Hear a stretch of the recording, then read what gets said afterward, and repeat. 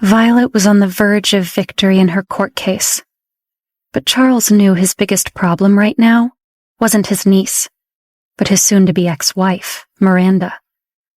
Because of Violet, they were going to lose the Kingston group. But what really concerned Charles at the moment was Violet's other motive for returning to Los Angeles. Violet knew Miranda had harmed his father, and Charles knew the next item on Violet's to-do list was to bring her grandfather's killer to justice. Charles knew Miranda would try to pin the forged will on him, which was bad enough. But Charles also knew that if Kenneth's murder were discovered, Miranda would also try to blame that on him. Therefore, while Violet was the trigger, Charles knew his biggest enemy right now was definitely Miranda. He had to beat Miranda at her own game and implicate her in Kenneth's death before she could accuse him. It was the only way for him to be rid of his wife, once and for all. The problem was, Miranda had the support of the Rutherford family. The Rutherfords knew many secrets about the Kingston family, having helped them with many of their dirtiest deeds. Old Man Rutherford would try to destroy Charles if he discovered what he was planning. Therefore, Charles had to lay low and keep quiet for now. He needed to talk to Lionel. He hoped he would help him. After a short deliberation period, the court reconvened so the judge could announce her decision. In the case of Violet Kingston versus the Kingston family, the court finds in favor of the plaintiff, Violet Kingston. The court finds that Miss Kingston is the sole beneficiary of Kenneth Kingston's estate. All properties and assets listed in Mr. Kingston's will are hereby awarded to Miss Kingston. The defendants should return said properties and assets to Miss Kingston's control post haste. The court is adjourned. When the judge finished announcing her ruling, she banged her gavel, and the courtroom erupted. Violet was stunned. She'd won. Miranda and Charles's side would lose their right to the inheritance because of the forged will. She'd fulfilled her promise to her grandfather. Violet knew she deserved to win, but it still felt surreal when the judge's verdict was announced. Haley and Noah hugged her excitedly. Garrett and Jay were also happy for Violet, although, unlike Noah and Haley, they were happy for Violet for their own selfish reasons. Garrett was thrilled because Lori Group did business with the Kingston Group, so he'd have more opportunities to get close to Violet. Jay was thrilled because Violet's victory meant that her theme song was guaranteed to be a huge hit. It hadn't even been released yet, and curiosity was already at a fever pitch. Jay's song would be Violet's first record, and he knew that her new position as the head of the Kingston Group would make people even more curious than they already were. Violet was ecstatic she'd been victorious, but she knew there was still more to do. Miranda had stepped down, but Violet still had to deal with Charles, who still held a certain amount of shares. Violet wasn't interested in her uncle's shares, but she definitely was interested in seeing Charles brought to justice for conspiring with Miranda to kill her grandfather. Revenge for her grandfather's murder was now the most urgent matter before Violet. Unfortunately, no one would believe her without evidence. Violet thought of George still recovering in the hospital. Hopefully he can offer some proof of Charles and Miranda's dark deed. She felt the old butler could be the key. She was relieved she didn't have to worry about George's safety, as Logan had hired round-the-clock security for her old friend. Noah, though, was thinking about Violet's safety. You have to be careful, Violet. Miranda and Charles will grow more desperate now that you've won. You have to keep your guard up for an attack. You can't see this victory as the end of your war with them. I'm not afraid of them, Noah, Violet told him firmly. Besides, what can they do? If something were to happen to me now, everyone would suspect them. They wouldn't be so stupid, would they?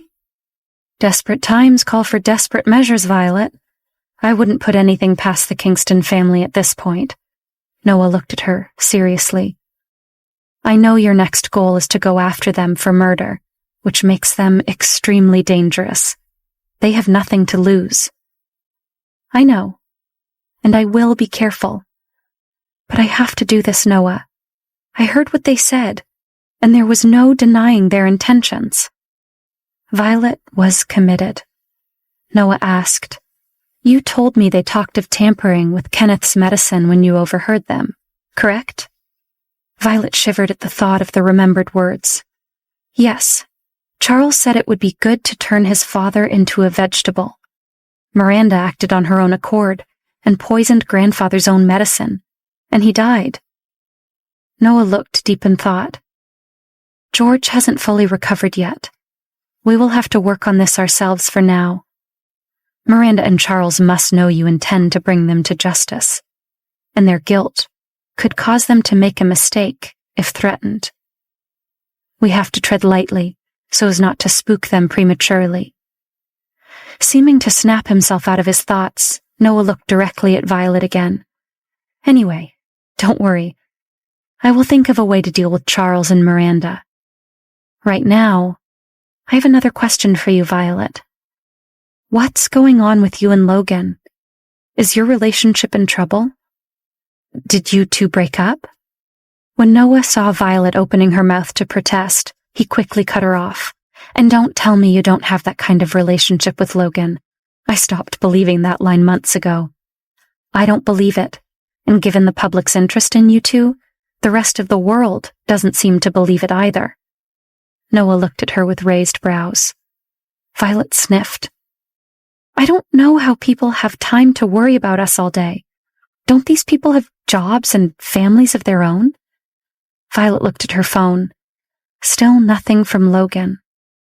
Was he really not going to call or text to congratulate her on her court victory? Logan used to monitor Violet's every move, and now he couldn't seem to be bothered even to send a text. Logan must have seen the photo by now, but he'd said nothing and done nothing. Noah smiled at her. See, I'm right. You just referred to you and Logan as an us. Violet scowled at him. Okay, fine, you win. We're arguing. Logan has been swamped with work these past few days and hasn't spoken to me. I haven't even seen him. Tell me, what do you think? Is he furious, Noah? Noah shrugged as if he didn't think it was a big deal. If he's angry, then so be it. Logan's always angry about something or another. I'd be more frightened if I saw a smile rather than a frown on the man's face. He'll get over whatever's bothering him, Violet. Violet wanted to agree with Noah, but couldn't help feeling that this time with Logan felt different. In the past, if Logan were upset, he would be in a hurry to vent his anger to Violet. But this time, he hadn't. There'd been no lectures or threats of punishment. Instead, he'd done nothing. With his silence, Logan had left Violet in limbo, uncertain and wondering about the state of their relationship. Violet didn't even know the current status of their agreement. That night, Violet slept in her own bedroom again. She tossed and turned for what seemed like hours before falling into a restless sleep. When Violet kicked off the blanket in sleepy frustration, she suddenly felt as if she was pulled into a warm embrace. Then, she was gently covered in a soft blanket. Suddenly, Violet calmed and curled up against the warmth. This was a good dream. When Violet woke up in the morning, she felt renewed. It was her first good night's sleep since she argued with Logan. She finally felt like she had the energy to confront him. But when Violet went in search of him, Logan was no longer in his bedroom. She entered the closet and saw his pajama bottoms flung on the sofa. He'd come home, but Logan had long changed his clothes and gone back to work. Violet fought the burn of tears behind her eyes. Once again, Logan had come home. And once again, he'd ignored Violet.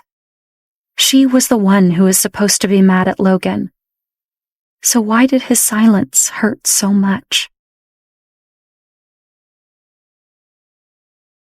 Violet fought the burn of tears behind her eyes as she looked at Logan's pajamas, carelessly thrown over the sofa. She knew they meant Logan had come home last night, but ignored her again.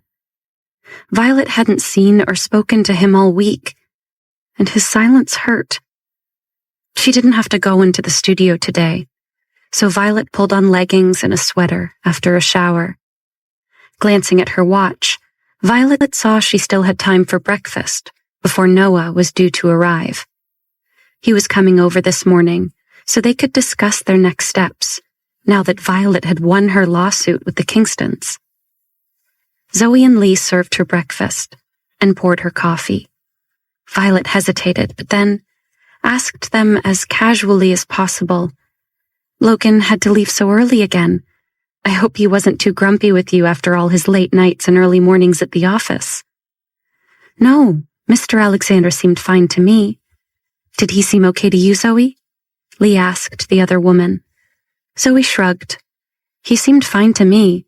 Mr. Alexander thanked me for breakfast and said he was excited to see the children later." "He was in a good mood?" Violet was a little angry. Zoe thought about it. "Yes, he seemed in a good mood. Of course, Mr. Alexander's mood has been better ever since you came to live here." She smiled at Violet as she said this.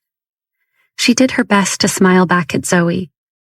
Violet knew she was paying her a compliment, but their answers hadn't been what she wanted to hear. Violet wanted Zoe and Lee to say Logan was in a terrible mood, that he was upset and had barely eaten. She certainly didn't want to hear he'd been happy and had enjoyed a hearty breakfast.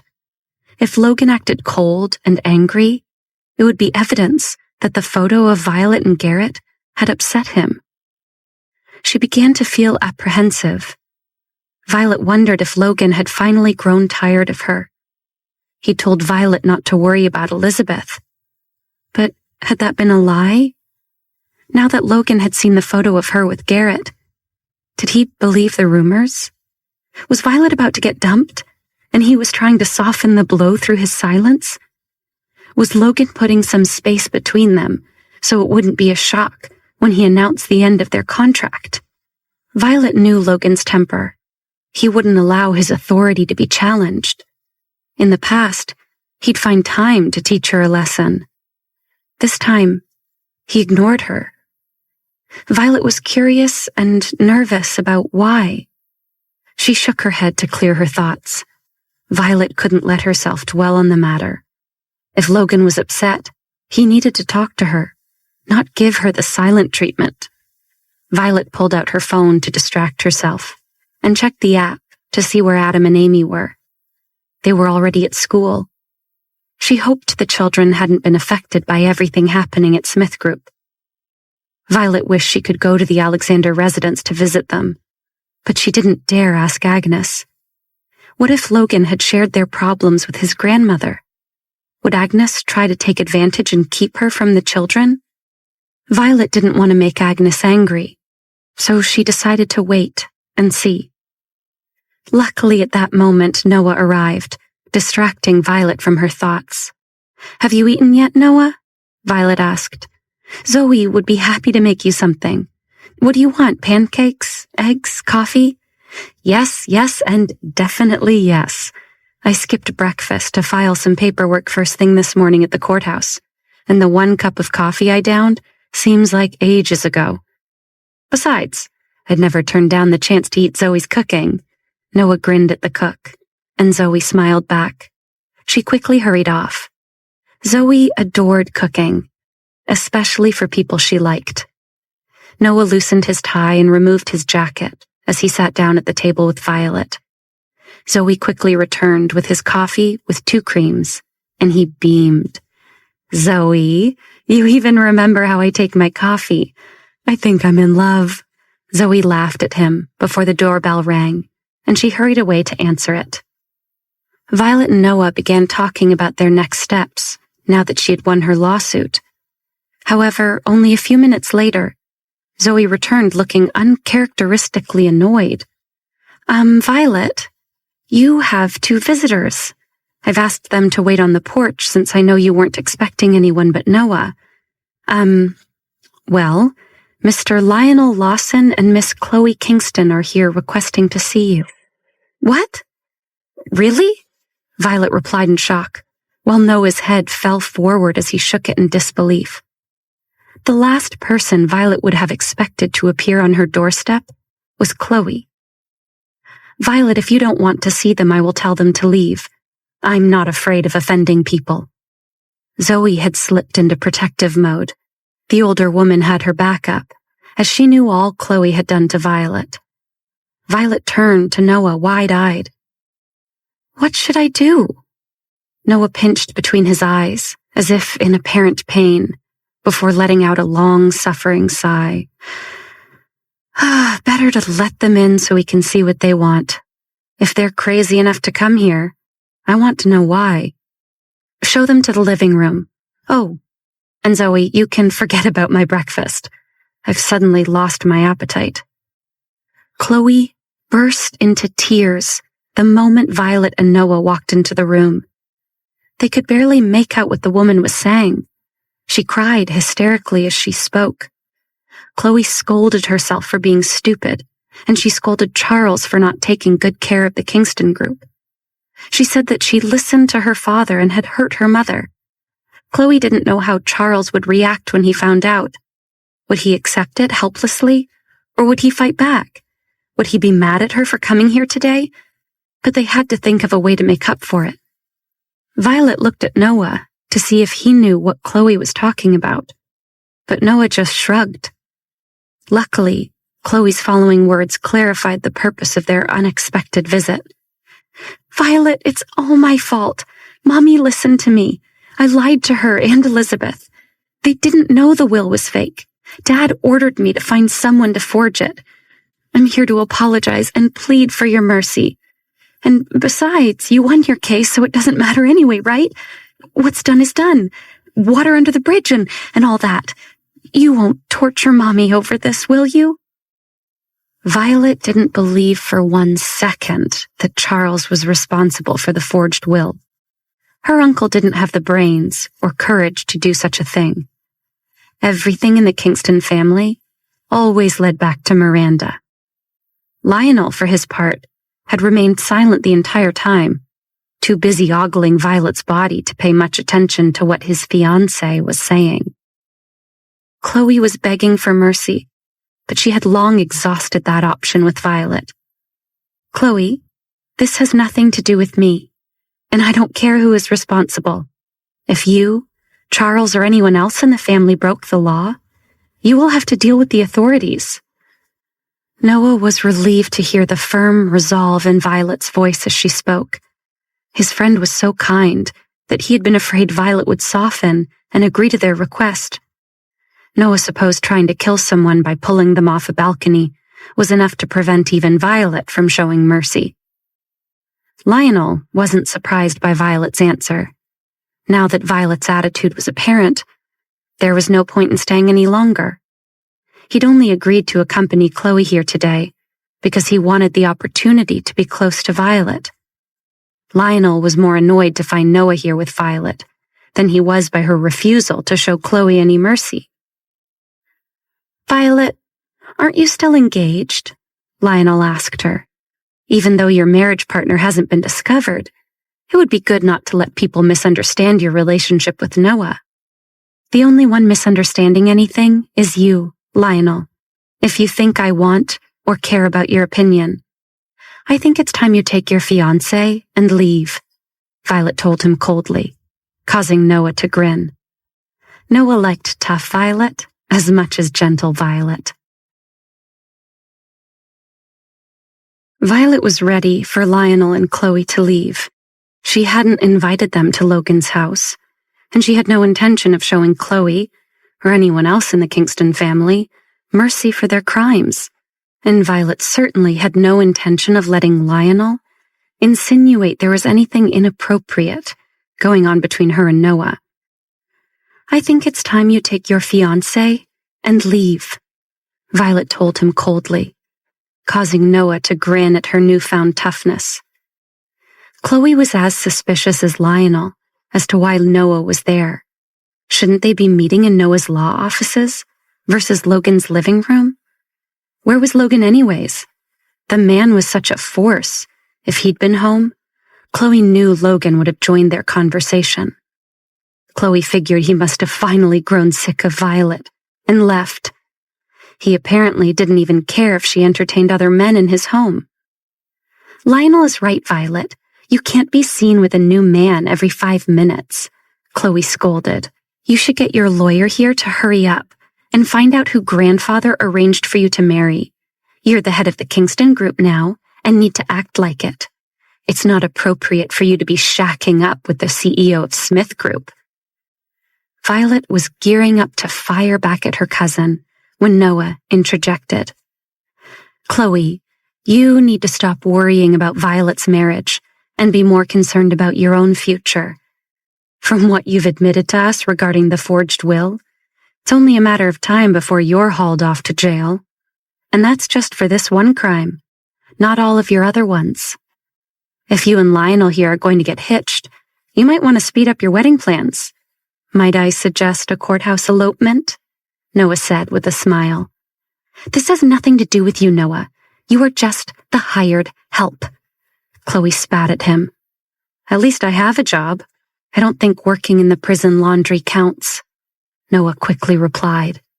His words made Chloe so angry, she was momentarily speechless. And on that note, it's really time for you both to leave, Violet interjected. Lionel, please escort your fiancé out, or I'll have no other choice but to call the police and accuse you both of trespassing. Great idea, Violet, Noah told her, nodding with approval. If you call them now, it will save the cops a trip later on, since Chloe will already be in police custody. Gritting her teeth in rage, Chloe would have lunged at Noah if Lionel hadn't quickly grabbed her and escorted her out. Chloe ranted and raved and threw a full-blown temper tantrum the whole way home. She blamed everything on Lionel, not wanting to marry her. She complained and cried about how he kept delaying the wedding planning and had refused to set a date, completely forgetting she'd only recently finished a lengthy hospital stay on a psychiatric hold after trying to kill someone. Chloe even accused Lionel of making her look bad. She claimed he'd made her a laughingstock. And then, of course, Chloe started to blame everything on Violet. Are you refusing to plan our wedding because of Violet? A sneering Chloe asked him. Are you hoping to rekindle your relationship with Violet and completely abandon me so you can marry her and run the Kingston group together? Yes, that's exactly what I'm doing, Lionel thought to himself. But of course, he didn't say this aloud. Chloe, don't be ridiculous. I love you. I've even stuck by you during your hospital stay. How can you doubt my love? You should trust me. Lionel gently reprimanded her, while secretly thinking he was the last person Chloe should be trusting. Do you think Violet still likes you? Chloe's lips curled up in an evil smile, and her eyes were full of malice. Lionel, don't be upset. It's not that I don't trust you. I just don't trust Violet. If she still wants you, maybe we can use that to our advantage. No, Chloe, absolutely not. No more of your plans. Haven't you learned your lesson after your last plan failed so spectacularly? Lionel did not want Chloe to interfere in his business, and he definitely didn't want her messing with Violet again. You need to trust me, Lionel. My idea this time is a good one, Chloe promised with a little pout. We need to find Violet a man, someone who can distract her from both her work at the Kingston group and Logan. If Logan thinks he has competition, he'll compare my sister's innocent purity to Violet's adulterous ways, and it will be easy for Logan to choose Elizabeth over her. Violet will be crushed if she loses her chance with both you and Logan. Lionel snorted internally at her words. Innocent purity? Elizabeth? Was Chloe for real? She obviously didn't know her sister at all. Lionel really didn't know if he should scold or pity Chloe for being so stupid. Keeping his thoughts to himself, Lionel said aloud, "That's a good idea, Chloe." Lionel figured if Violet found herself in such a situation, she would probably be very embarrassed, and Lionel could swoop in and rescue her. On the surface, he would claim it was for the sake of the Kingston group, but the one who would owe him a favor would be Violet. He'd help her out and be a shoulder to cry on. Then, with a few gentle words, Lionel would remind her of their shared history, and Violet's heart would once again be his. Lionel didn't think Violet's marriage partner would be an issue. Violet would never think some stranger was her soulmate. It was already established that Violet couldn't marry into the Alexander family, and Lionel had even made a deal with Garrett to stay away from her. As far as Lionel was concerned, the only suitable husband for Violet was him. And with Chloe soon to be locked up, there would be nothing standing in the way of Lionel and Violet being together. Lionel believed the Kingston Group's board of directors would be thrilled if they became husband and wife. At the same time, the board would come to trust and rely on Lionel even more. It was the fastest and most effective way for Lionel to take over the Kingston Group.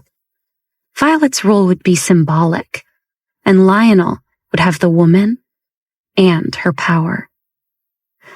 Chloe didn't know what Lionel was thinking. She was still thinking about where to find a man for Violet. She fell into deep thought for a moment and didn't even notice Lionel's ever-changing expression. Violet spent the rest of the week working from home on the Kingston Group transition.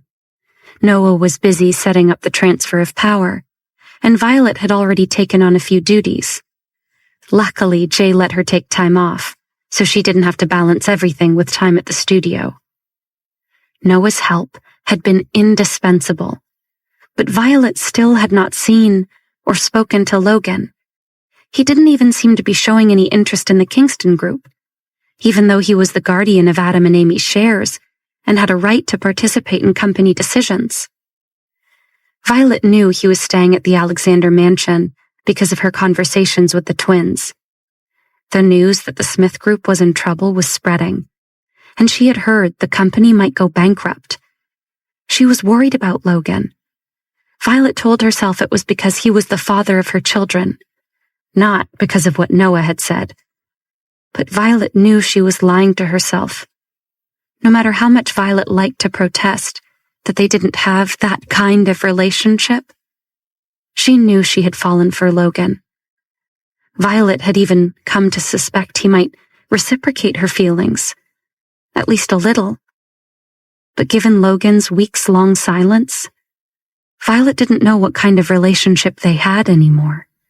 Violet realized that for all Logan's controlling ways and arrogant, cold attitude, she missed him. After such a long time, it had come to feel natural for Logan to be by her side, every day and night. The realization that he was under no obligation to do this hurt. Previously, Logan had returned home every night to be with her. Violet found it increasingly hard to sleep without him beside her, and had not slept well for days. So when Mike suddenly showed up at Logan's house out of the blue, Violet was thrilled. Where Mike was, Logan was typically nearby. When Mike said he needed to take Violet somewhere to see someone, Violet assumed he meant Logan. Violet couldn't have been more wrong. Violet was thrilled when Mike suddenly showed up at Logan's house unannounced. The longer Violet went without seeing or speaking to Logan, the more anxious she became. Whether she was worried about Logan's health, the Smith Group, or Logan having another woman, Violet didn't know. She grew increasingly uncomfortable living in Logan's home without him. Violet had contemplated moving out of the house after their argument over Elizabeth's text. But she felt stuck now that the Smith Group was in trouble. She didn't want to move out without discussing their situation with Logan. But his silent treatment might give Violet no choice. Although Noah and Haley knew Violet was arguing with Logan, She was too embarrassed to reveal all the details of their situation to her friends. She was not a child, and Violet knew she needed to figure this out on her own. Unfortunately, the person Violet most needed to talk to wasn't speaking to her. So when Mike showed up unexpectedly, saying he needed to escort Violet somewhere, she assumed he was taking her to see Logan. But when Mike pulled up in front of the prison, with its barbed wire and guard towers, Violet realized she couldn't have been more wrong. "Mike, I thought we were going to see Logan. What are we doing here?" she asked the bodyguard in confusion. "The boss asked me to bring you here," Mike replied, before stepping out of the car. Wait, what? Violet thought. She figured Logan hadn't called or come to see her because he didn't want to, not because he couldn't. As Mike opened the door to help Violet out of the car, he saw her wide-eyed expression and quickly explained, No, Miss Kingston, you misunderstood me. Logan is fine. He's back at the office. There's someone else he wants you to see." Violet let out a sigh of relief and shook her head, chastising herself for even thinking such a thing. "Why didn't Logan come with you, Mike? Is he really that busy with the problems at the Smith Group?" Violet asked. Mike gave Violet what she knew must have been a pre-planned answer. "The boss told me to tell you not to worry. He will contact you as soon as he's settled matters." "Oh, okay," Violet answered, looking away from Mike in embarrassment. She didn't know what Logan meant. Why couldn't they be in touch while he fixed what he needed to fix? Violet felt a sense of loss. Logan clearly didn't want her around. Violet's gut was telling her something big was going to happen at Smith Group, but she didn't know what, and it made her feel powerless. She felt nervous for Logan, but he didn't want to see her, making Violet feel highly uncomfortable. "Violet, you have to trust the boss. He will fix this," Mike consoled her. "Is it really that bad?" Violet asked quietly. "Be honest with me, Mike. Please." "Yes, it's bad," Mike conceded. "Otherwise the boss wouldn't be so busy. Corey's even been sleeping at the office. He hasn't gone home in a week. But you know Logan. He's the best at what he does. He'll make this right." Violet nodded, but Mike could tell he hadn't convinced her. "Violet, you can help the boss by taking care of yourself. You've given him so much. He just wants to make sure you're protected," Mike told her sincerely. She felt a shiver go through her.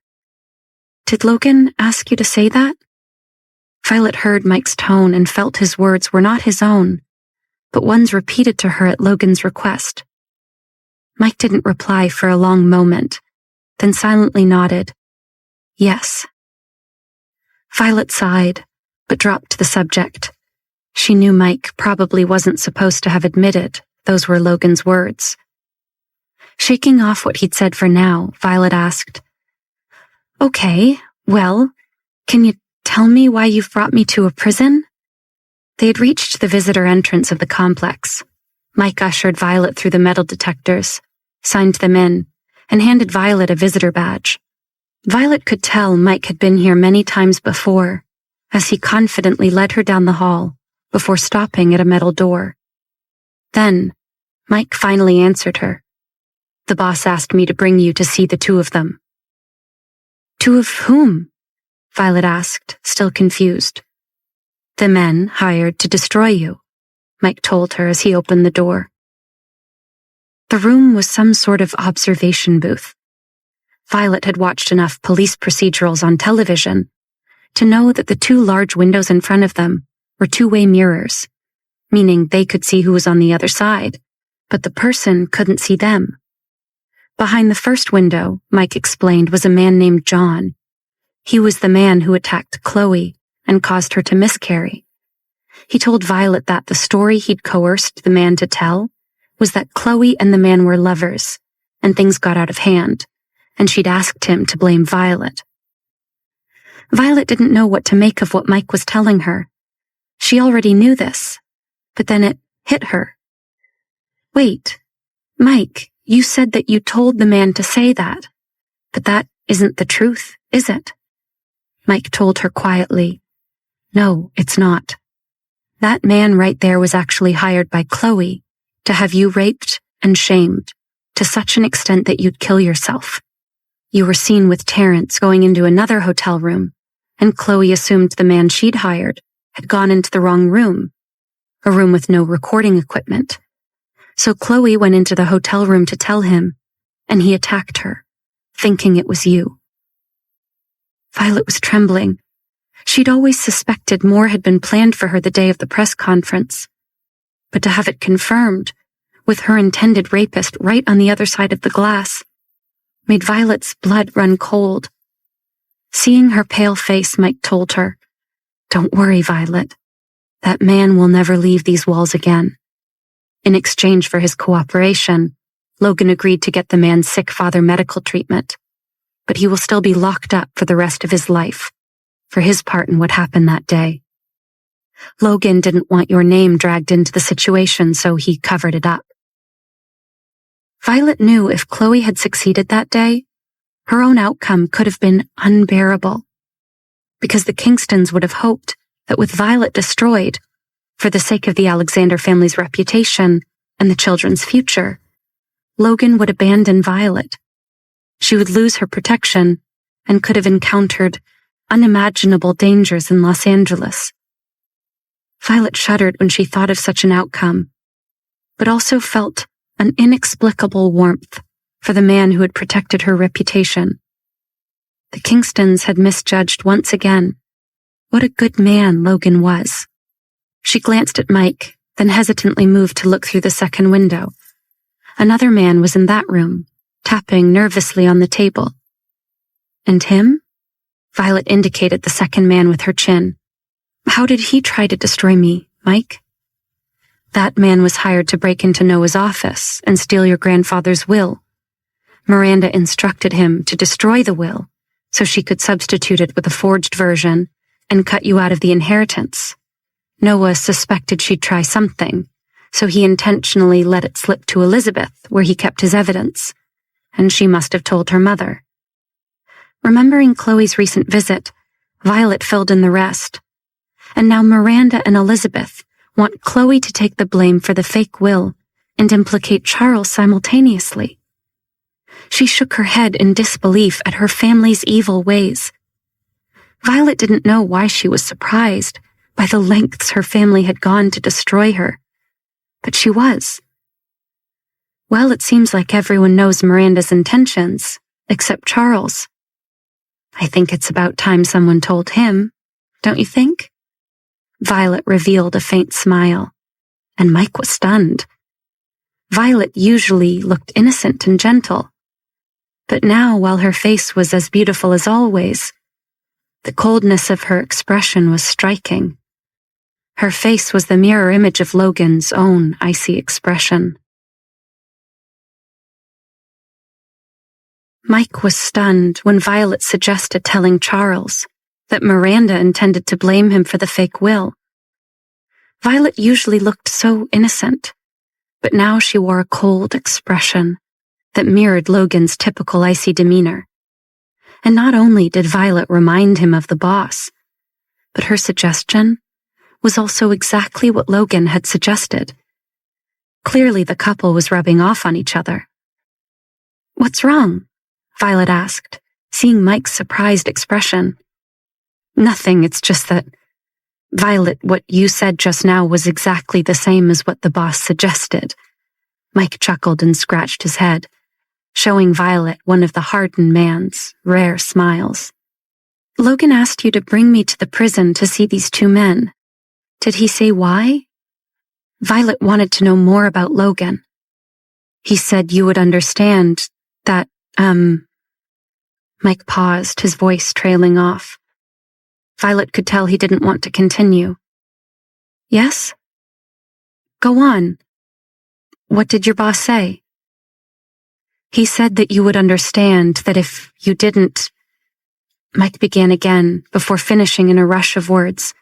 Then you obviously hadn't learned anything from him after all this time. Mike felt terrible repeating Logan's words. He didn't want to offend Violet. But luckily, Violet laughed out loud and did not get angry. Violet waved her hand. Tell your boss not to think so highly of himself. Really? You want me to tell him that? Mike asked nervously. He didn't relish having to relay her message to Logan. Or I could tell him myself, Violet offered with a sly smile. Mike shook his head. Forget about it. I told you the boss doesn't want you contacting him right now. It will affect his work. Well, then I certainly don't want to inconvenience him, now do I? Violet said snidely. Just be sure to tell your boss that he shouldn't care what I do then either. Violet clapped her hands and walked towards the door. All right then, let's go home. Go home? That was it? Mike thought as he followed Violet out. He'd expected Violet to cry and make a fuss. Violet's reaction was not what he'd expected, and he knew it was not what Logan had expected either. The boss had said that if Violet carried on and didn't let go, Mike should take her to Logan's jewelry store to pick out whatever she wanted. Choose the most expensive, the best, and the latest. Just persuade her, Mike. That was what the boss had said. But Violet's reaction was completely different from what Logan had imagined. Should Mike still offer to take her to the jewelry store? Or should he report this to the boss first? And by the way, I know exactly what Logan intended by having you bring me here.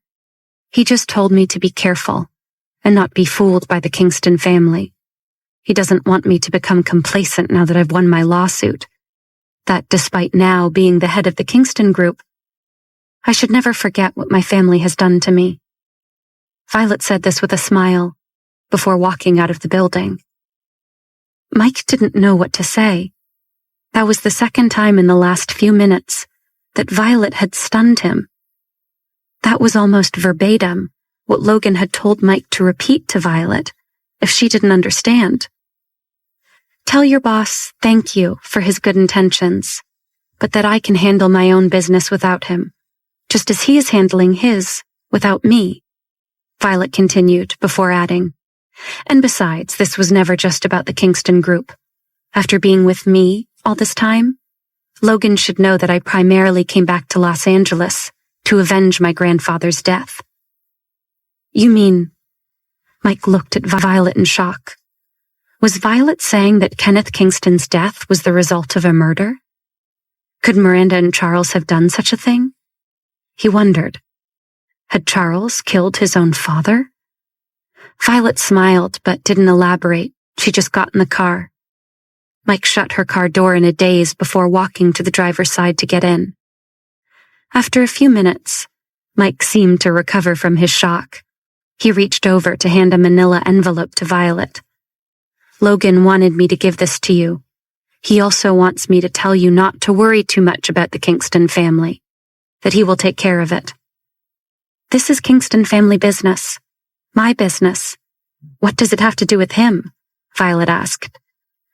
As for what's inside that envelope, I don't want to know unless he wants to give it to me personally. Violet refused to take the envelope out of Mike's hand. But the boss really can't leave right now. Violet, please don't make things difficult for me. I have strict instructions to give this to you. If I can't finish the job, the boss told me not to return. Mike pleaded with Violet, continuing to hold out the envelope to her. I am now the director of the Kingston group. You can work as my bodyguard if he fires you, Violet told him confidently. Violet, please just take it. For me, if not for Logan. We're friends, right? Mike smiled apologetically. Violet glanced at Mike and sighed. She didn't want to make things difficult for him. Taking the envelope, she said, Fine, I'll take it. But what's so important about it anyways? I don't know. The boss just said that it must only be opened by you, Mike replied as he started the car. Okay, I'll take a look when I get home. By the way, am I still allowed to live in Logan's house? She asked. Of course, Mike told her. The boss said that it was also Violet's home. Home? Violet smiled. She had never had such extravagant hopes before. It was just a temporary place to stay. If Logan continued his current attitude towards her, she would not be able to stay in his house much longer. Violet had to find a new place to live.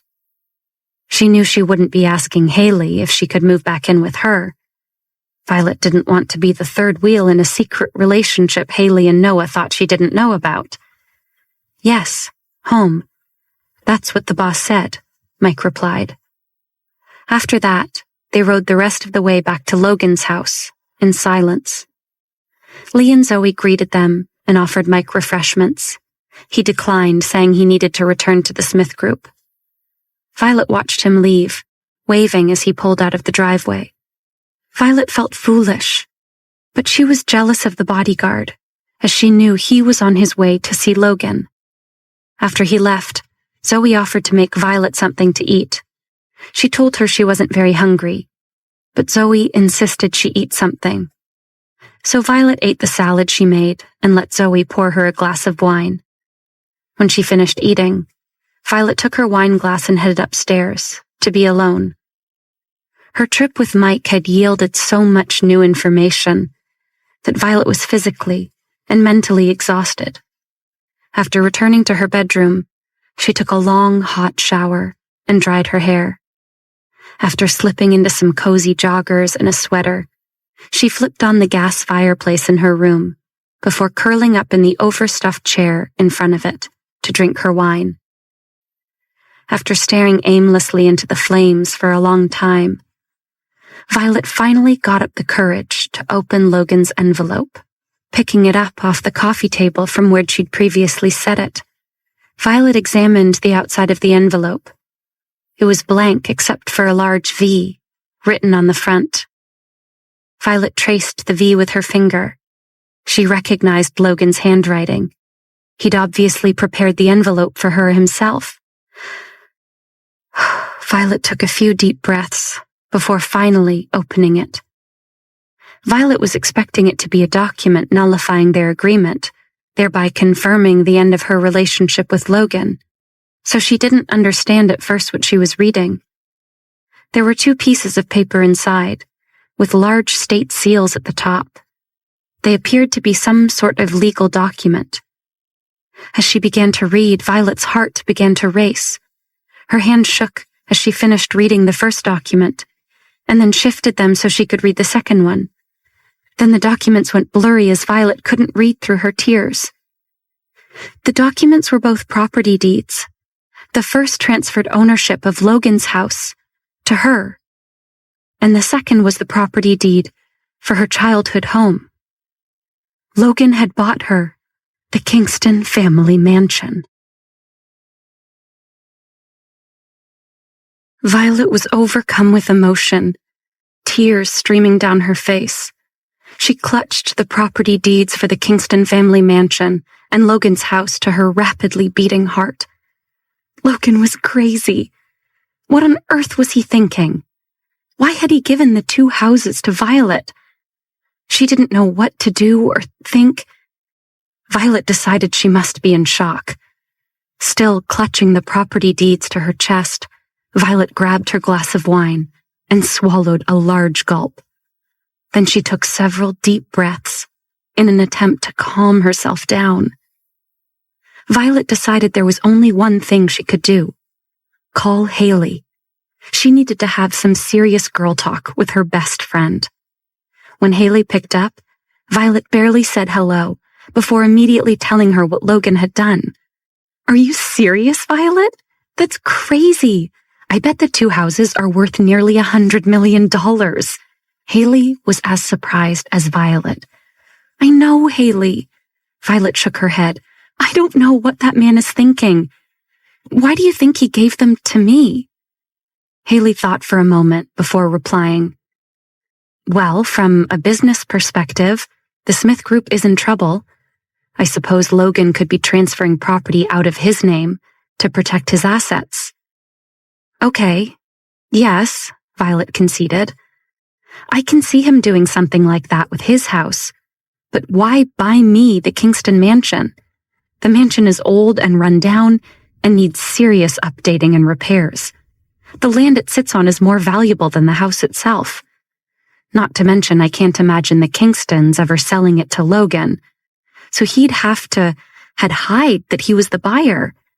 That seems like a lot of trouble to go to just to protect his assets. Why not buy a new house or diamonds or 10 new luxury sports cars? It just doesn't make sense. Well, then, there is only one other possibility. Haley paused, pretending to be deep in thought to whet Violet's appetite. What? What do you think? Say it, Haley, don't keep me guessing. Violet had been pacing around her bedroom as she talked, still clutching the property deeds to her chest, as if someone might climb through her window and snatch them away at any moment. Waiting for Haley to answer, Violet climbed onto the bed and wrapped her arms around her legs. Well, the only other possibility I see is you, Violet. Logan has feelings for you, likely strong ones. He bought you the mansion because he knew how much the place meant to you and wanted to make you happy. Otherwise, I don't know how to explain his actions. And the fact that he did so in the middle of Smith Group's financial crisis also speaks volumes. Haley felt for sure that she was right. Although Haley had not been initially supportive of Violet and Logan's relationship, she had changed her mind in recent months. For all his hard edges, Haley could tell Logan had a soft spot for Violet. His actions today just confirmed everything Haley had already come to believe. Logan seemed to be falling in love with Violet, whether he realized it or not, and Haley thought Violet had also fallen for the gruff father of her children. Violet felt inexplicably anxious at Haley's opinion and quickly protested. What? You can't be serious, Haley. We don't... Haley cut her off. Yes, I know, Violet. You don't have that kind of relationship. You keep saying that. But the thing is, you do have that kind of relationship, and you're just too stubborn or afraid to admit it. Haley and Noah had stopped believing Violet and Logan's denials months ago. Violet remained silent at Haley's words. She felt her face grow hot from blushing, even though Violet was alone in her room. She didn't know if it was because she was embarrassed by the idea, or felt shy, or if it was because Haley had spoken aloud Violet's secret, innermost thoughts. Haley continued despite Violet's silence. Noah has known Logan a long time and told me he's never seen him as into a woman as he is you. Smith Group is in a critical situation, yet his first thoughts are still of you. What have you heard, Haley? Has Smith Group's situation grown worse? Violet suspected there was more about the company's situation than what Garrett had shared with her. Logan was not someone who would give up so easily. Yes, there seemed to be a way to fix it. Corey had flown overseas in secret with his team to see if they couldn't salvage something of their venture with their partner company. But when they got there, someone knew they'd been on their way. They quickly realized that what they thought was a large, successful corporation was nothing but an empty shell. All the stories of production woes and internal fraud causing investment losses were fake. The news Corey was coming had been leaked? Violet asked. Yes, by the time they got there, all they found was a large empty building. Someone must have tipped the fraudsters off that Corey was coming, so instead of losing a chunk of their investment, Smith Group lost it all. There was no way to resolve the matter, and your Logan was going to step down. Ironic, considering Logan has always been suspicious of the company and never wanted to do business with them in the first place. But his grandmother and the board overruled him. Now it looks like the Smith Group will either be bought or face bankruptcy. Haley paused to let her words sink in before saying, "Think about it, Violet. Despite all this, Logan's first thoughts were still of you. If that doesn't show he cares about you, nothing does." No, it can't be. Logan would never let this happen.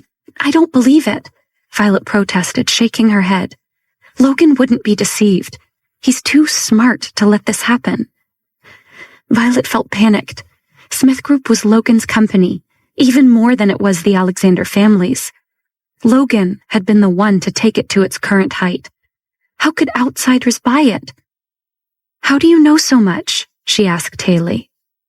Lorry Group is in business with Smith Group, so insiders talk, Haley explained.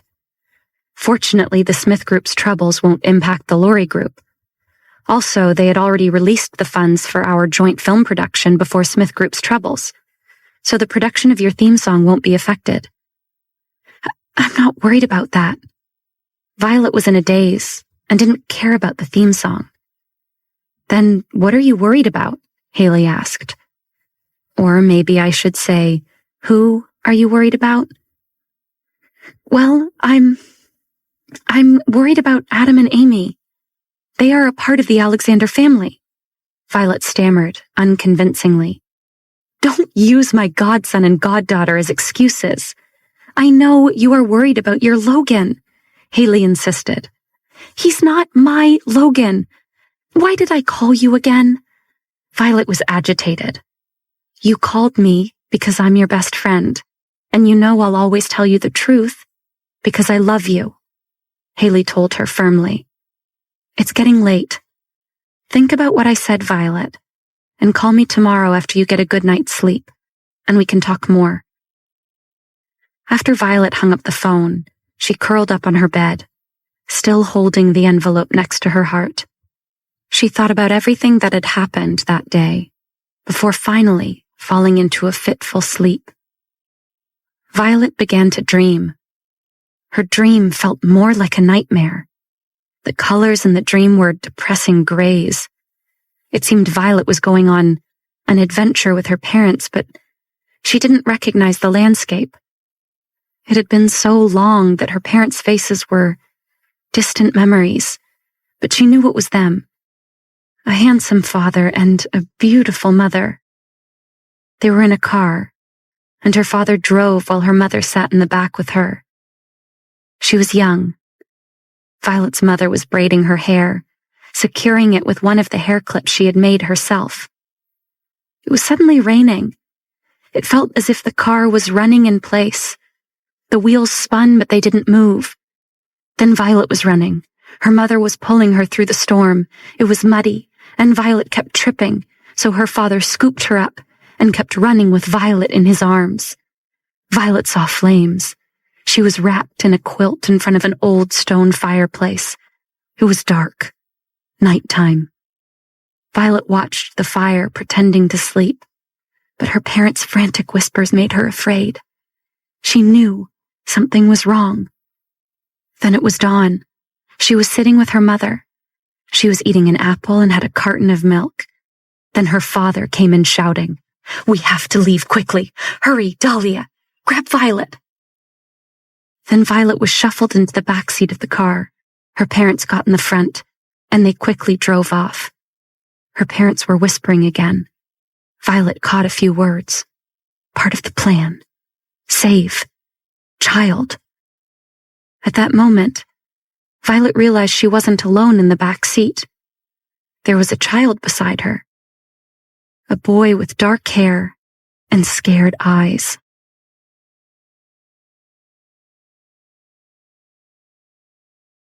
Violet tossed and turned as she dreamt of her parents.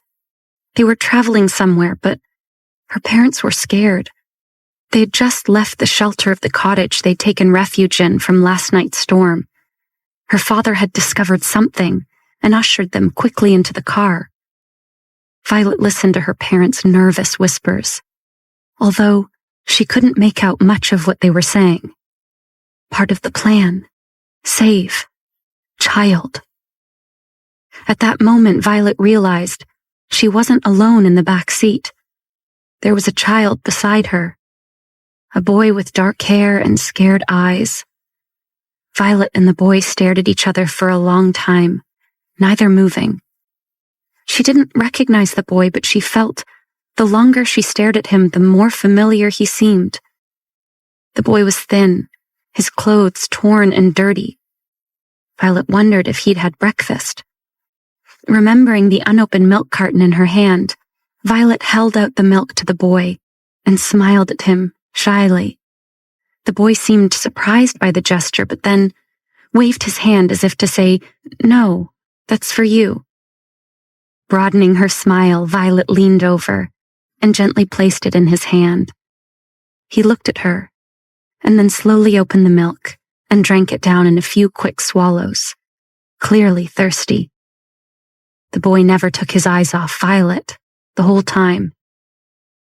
Violet was wrapped in the quilt she'd slept in the night before. She wiggled out of it, briefly catching it in the clip in her hair before offering it to him. The boy smiled at Violet for a brief moment, a dimple popping out on his cheek.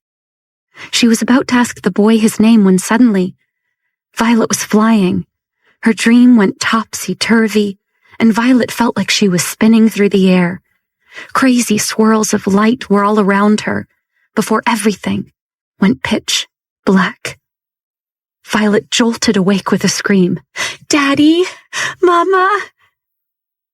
She bolted upright in bed. She was shaking, and sweat covered her entire body. She could hear Zoe calling to her and frantic knocking on the bedroom door. "Violet? Violet! Are you okay?"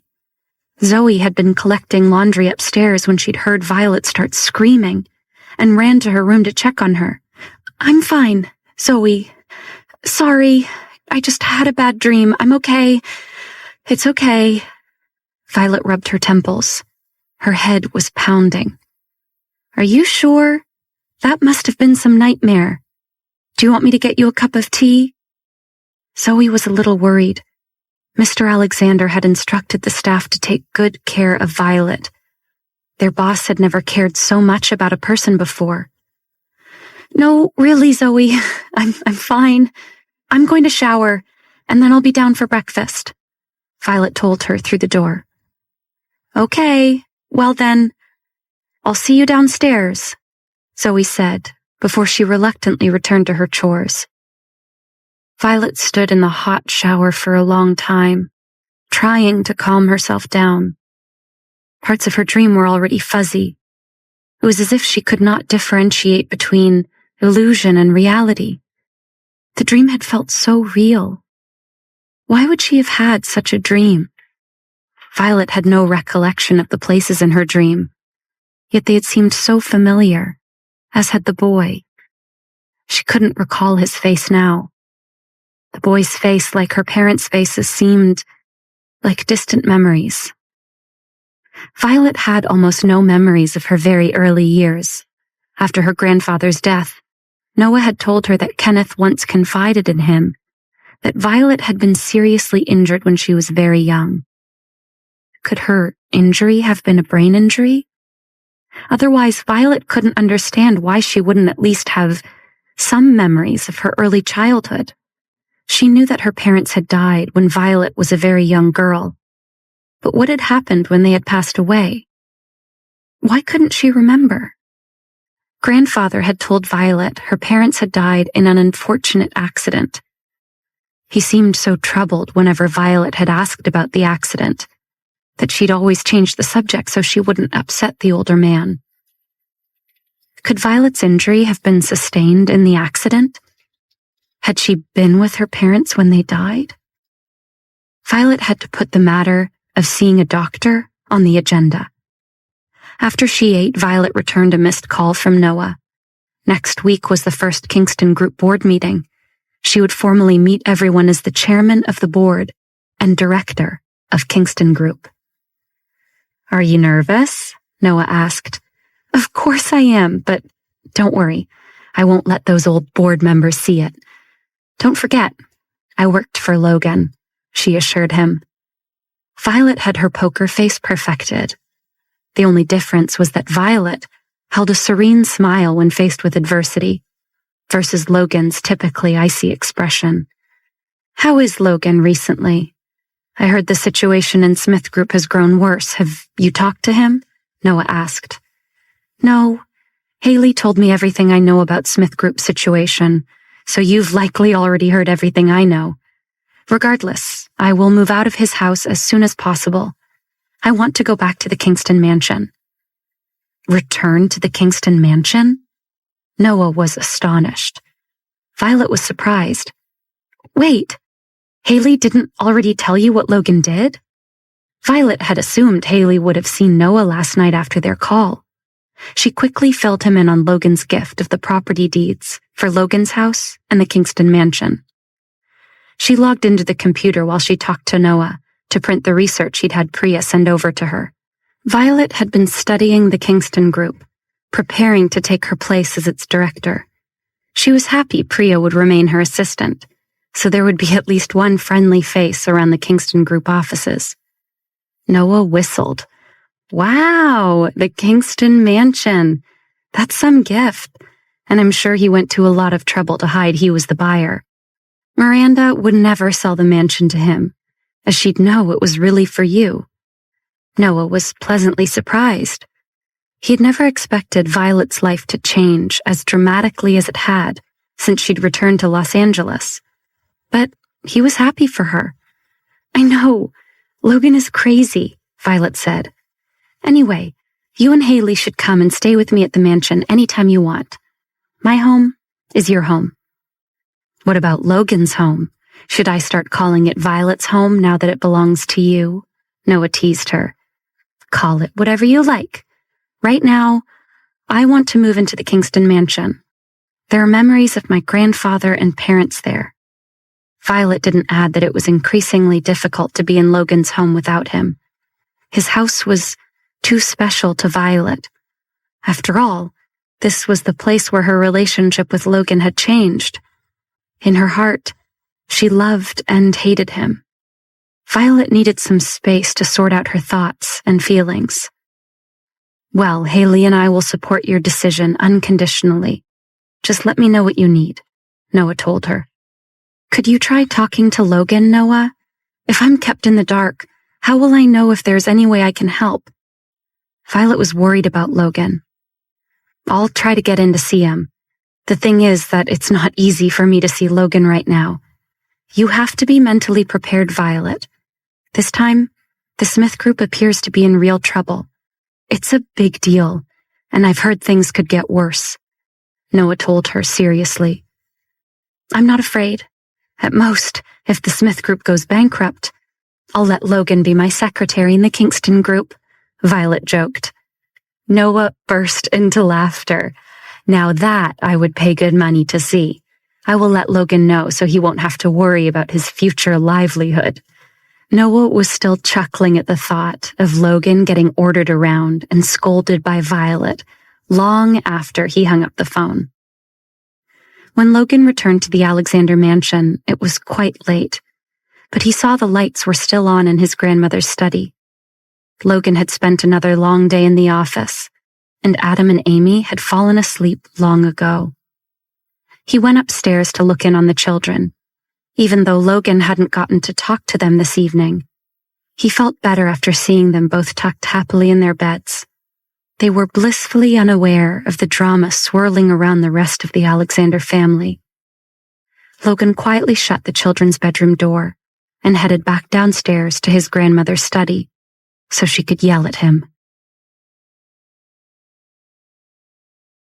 After looking in on Adam and Amy and finding them tucked asleep in their beds, Logan went back downstairs. It was late, but he knew his grandmother wanted to discuss the Smith Group situation. Logan knocked and entered her study. "Grandmother, I see you're still up, waiting to admonish me, no doubt. First, though, I have a complaint for you. Why did you not let the children take the video call from Violet? She's their mother. You need to respect her feelings, and the children's feelings for that matter." Agnes didn't know who on her staff had told Logan she had not taken Violet's call. She decided to meet with her staff first thing tomorrow morning to let them know who they should listen to and what they should and shouldn't say, and remind them who was paying them. She found it increasingly outrageous that Logan was supporting Violet. Agnes snorted, growing angry. The fact that I have not insisted she leave your home is already an act of kindness, and I hope she appreciates your generosity, especially under the current circumstances. Our Alexander family has encountered a great disaster. You said you would think of a way to resolve it, but instead, you are only thinking about that woman. I think you have lost your way because of her. Although Agnes would not resort to the methods of the Kingston family, she still wished Violet out of their lives. She could still not accept the relationship between Violet and Logan. Agnes was angry that her grandson was still clinging to Violet, but Logan didn't think it was a big deal. Now that the Smith group had encountered a catastrophe, Logan knew outsiders would take great pleasure in laughing at the Alexander family's downfall. Logan had long ago mentally prepared himself, and his grandmother needed to do the same. Grandmother thought Violet wasn't good enough for him, but Logan knew everyone else would soon say he was not good enough for Violet. After all, she was a great beauty who was Jay's muse and the Kingston group's director. She had the director of the Laurie group pursuing her. They would wonder why Violet would choose Logan over his more successful brother. Logan saw the coming cloud of scorn as an opportunity. If you want to separate your friends from your enemies, go broke. After the Smith Group's bankruptcy, his public failure would bring his hidden enemies into the light. He and Corey would be watching the actions of those around them and taking notes. There would be plenty of time to settle accounts with the traitors later. As for the current crisis, Logan didn't want his grandmother to harbor any illusions. Logan raised his brows. This matter can't be resolved, grandmother. You should prepare yourself. I did not want you to sign the agreement, but you and the rest of the board vetoed me, and the company signed it anyway. Now you'll have to pay the price with the rest of us. The old guard has been gunning for me a long time, grandmother, and now they're going to get their wish. I'll be offering my resignation. The Smith Group will become someone else's problem. It will no longer be my concern. As far as Logan was concerned, resigning would be a relief. Let those vile people continue to fight amongst themselves. Logan did not intend to keep them company. If he did not leave, how could he give others the space and opportunity to reveal their true colors? Never! Agnes was livid with Logan's attitude. The Smith Group has always been the Alexander family business. How can you be so cavalier? I won't allow this to happen. Agnes was so angry that she leapt up and slammed the table before continuing. She pointed at Logan and scolded. Ever since your grandfather started the company, the Smith Group has been the largest and most profitable business in Los Angeles. Are you going to watch the Smith Group collapse just like that? Have you no loyalty? Have I taught you nothing? When facing her grandson, Agnes always felt a little powerless. Just like her son, Logan was stubborn and, in the end, always did what he wanted. This business with the Smith Group was no different than his continued refusal to give up Violet. That woman must be influencing Logan's decisions. Could it be that Violet has made a deal with you? Or that you have agreed to some conditions of hers? Logan, don't be foolish. After all, she is a member of the Kingston family. Whatever she has promised you, don't trust it. Agnes was disgusted, and her voice was full of scorn. Grandmother, can you not involve Violet in everything? Logan was exasperated. Not everything that happens in this family is because of her. You can't keep doing this. Violet has gone out of her way to cooperate with you, even allowing the children to live here. She has done nothing to make you hate her. Logan curled his lips. Compared to the other women he'd encountered, his mother, Elizabeth, Chloe, and even Agnes, Violet was innocent, and he would not allow Agnes to bully her. She's too dishonest. Violet has even convinced you to speak up for her. I have helped you your whole life, and you turn your back on me for that woman? Grandmother became angrier and angrier. Logan started to worry about his grandmother's blood pressure. She was no longer a young woman. Logan decided to drop it, so Agnes would calm down. All right, let's not talk about Violet anymore. I have tried my best in Smith Group, Grandmother. Unfortunately, there are too many spies in the company. Corey left the country to handle some matters, and the news leaked, and his mission failed. What do you think we should do? I can't stay there if you want to protect the Smith Group. But the Smith Group belongs to our family. Can they really force you out? Agnes stammered. She was about to cry. She did not think that she would be schemed against by people she thought were loyal. It was indeed a disgrace to human morals. Agnes wanted to protect Logan, but she had instead let her grandson down. Logan, this is Grandmother's fault, so I've thought of a way to stop this from happening. The Monroe family, remember them? They're from San Francisco. The family made their fortune in shipping. Their eldest daughter, Ava, has always liked you. It might be time to settle your marriage, Agnes suggested. Logan frowned. You think marriage would solve Smith Group's problems? What about Adam and Amy? Logan looked at his grandmother seriously. He respected his elders, but this, Logan couldn't consider. Grandmother was interfering in his personal life and happiness, not to mention the happiness of his children. Agnes waved her hand dismissively. The Monroe family is open-minded and doesn't mind that you already have children. Last month, when I had tea with Mrs. Monroe, she told me as much. Now that the Smith Group is in trouble, they have reached out, wanting to help. Isn't this a great opportunity? Anyway, you have to get married, so why not now so you can save the company? Agnes figured maybe her proposal could solve two problems at once. Save the Smith Group and get rid of Violet.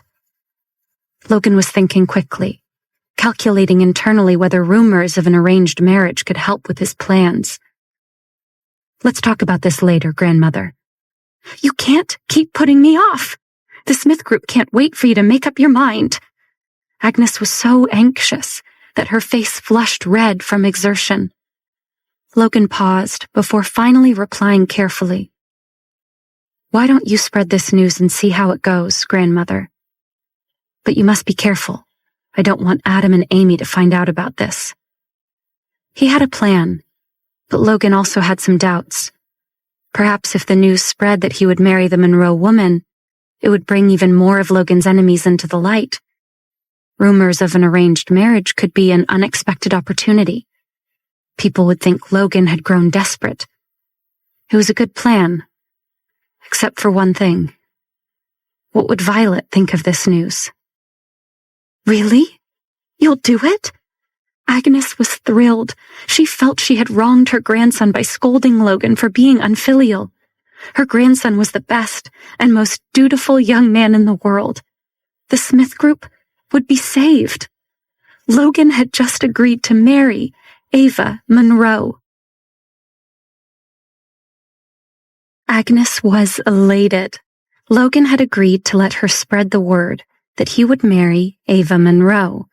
The Monroe family had agreed to help the Alexander family with the Smith Group's crisis.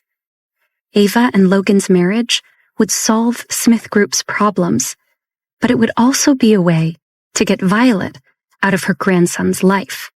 Finally. She beamed at Logan as Agnes promised, as long as you listen to me this time, after we get through this difficult situation with the company, I'll let you make your own decisions in the future. You can handle business however you see fit. As for your personal life, I'll also keep my opinions to myself, and I won't interfere. His grandmother didn't know Logan was waiting for her to say this.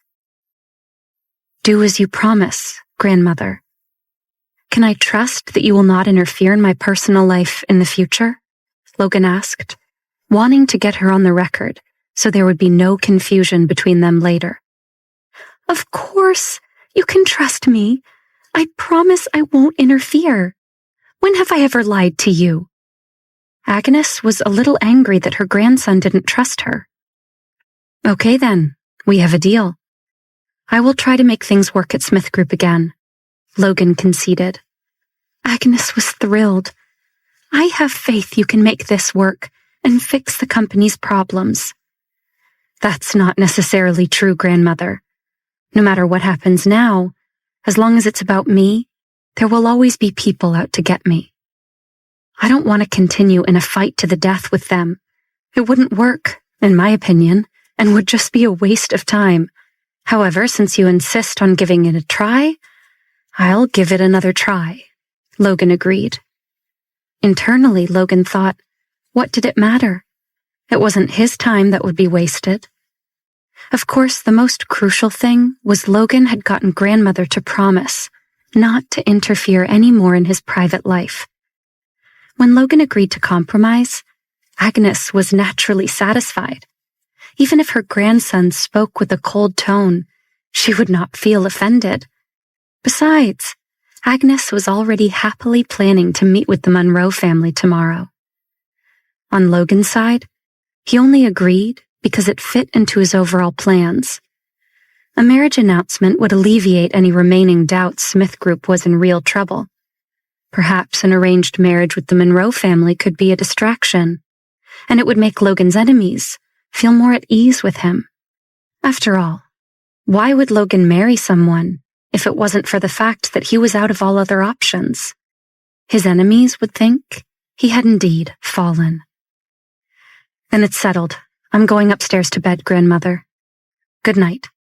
Logan turned to leave. "Logan, wait. I want to tell you one more thing," Agnes told him, and Logan paused. "Unless it is absolutely necessary, we must not give up," Agnes told him. "And no matter what Violet says, you cannot believe her. Do you understand? Grandma's life experience is much longer than yours. Grandma says that she is not a good person. So Violet is not a good person. If you don't believe me now, just wait and see." "Grandmother, a woman who can raise Adam and Amy? Do you really think such a woman isn't a good person?" Logan rubbed his temples in frustration. His grandmother believed Violet was the root of all their problems. Agnes was furious and pushed all the blame onto Violet. She sneered. "You only know how to protect her. You dig your heels in as long as it has something to do with her. It's like she's put you under some spell. Violet doesn't know what's good for her. The Alexander family has helped that woman in so many ways, and this is how she repays us. I won't condone Violet continuing to stir up trouble like this. Do you understand?" Logan didn't answer his grandmother. He ignored her and went upstairs. Actually, Logan didn't think he could answer grandmother because he was speechless. Logan had gone to a lot of trouble to keep Violet away from the Smith Group's problems. Why did his grandmother still suspect her? Agnes was still riled up after Logan went to bed. She wanted to complain to Alex, but he'd gone to sleep hours ago. So instead, she complained to Mary as the maid helped her prepare for bed. Agnes didn't sleep well that night. Her heart was full of anger towards Violet. Violet had become a huge problem. Agnes would never resort to the Kingston family's dirty tricks and try to hurt Violet. Still, maybe there was a less violent way for the Alexander family to rid themselves of Violet. Then it hit her. Agnes was arranging a marriage for Logan. Why couldn't she also find a marriage partner for Violet? Thus, even though Agnes hadn't slept well, she still awoke in high spirits. She would invite her friends to the club for tea today. They might know some suitable husband candidates for Violet. Adam and Amy were completely unaware of their great-grandmother's plans. Seeing that her face was pale and she looked tired, the children gathered around her to ask if she was feeling well. My two treasures. If your father were as considerate as you two, your great-grandmother wouldn't have any problems." Agnes affectionately hugged the twins in her arms and kissed the tops of their heads. No matter what Agnes thought of their mother, her love for Adam and Amy was deep and genuine. Adam and Amy wanted to know at breakfast why their daddy had been staying with them in the Alexander mansion versus at his home with their mommy. Logan told them their mommy was very busy. She was working and had a new house she was moving into soon. He asked if this made them happy. Of course Adam and Amy were happy. They wanted to live with Mommy in her new house. The children grew quiet when the twins realized that meant moving out of their great-grandmother's house. They had grown to love great-grandmother. Adam and Amy didn't want to leave her. But they also wanted to be with their Mommy. And what about Daddy? Where was he going to live? Was he going to live with Mommy or great-grandmother? Everything seemed so confusing. When Adam and Amy went to bed at night and were alone, they quietly complained to each other. After Logan left for the office, Agnes told the children to get their things together for school. After they left the room, Agnes told Alex she was dissatisfied that he hadn't sided with her about Logan's handling of the Smith Group crisis. Alex looked at her and shook his head. "You've been angry with Logan a lot these past few days, and I think you are too hard on him.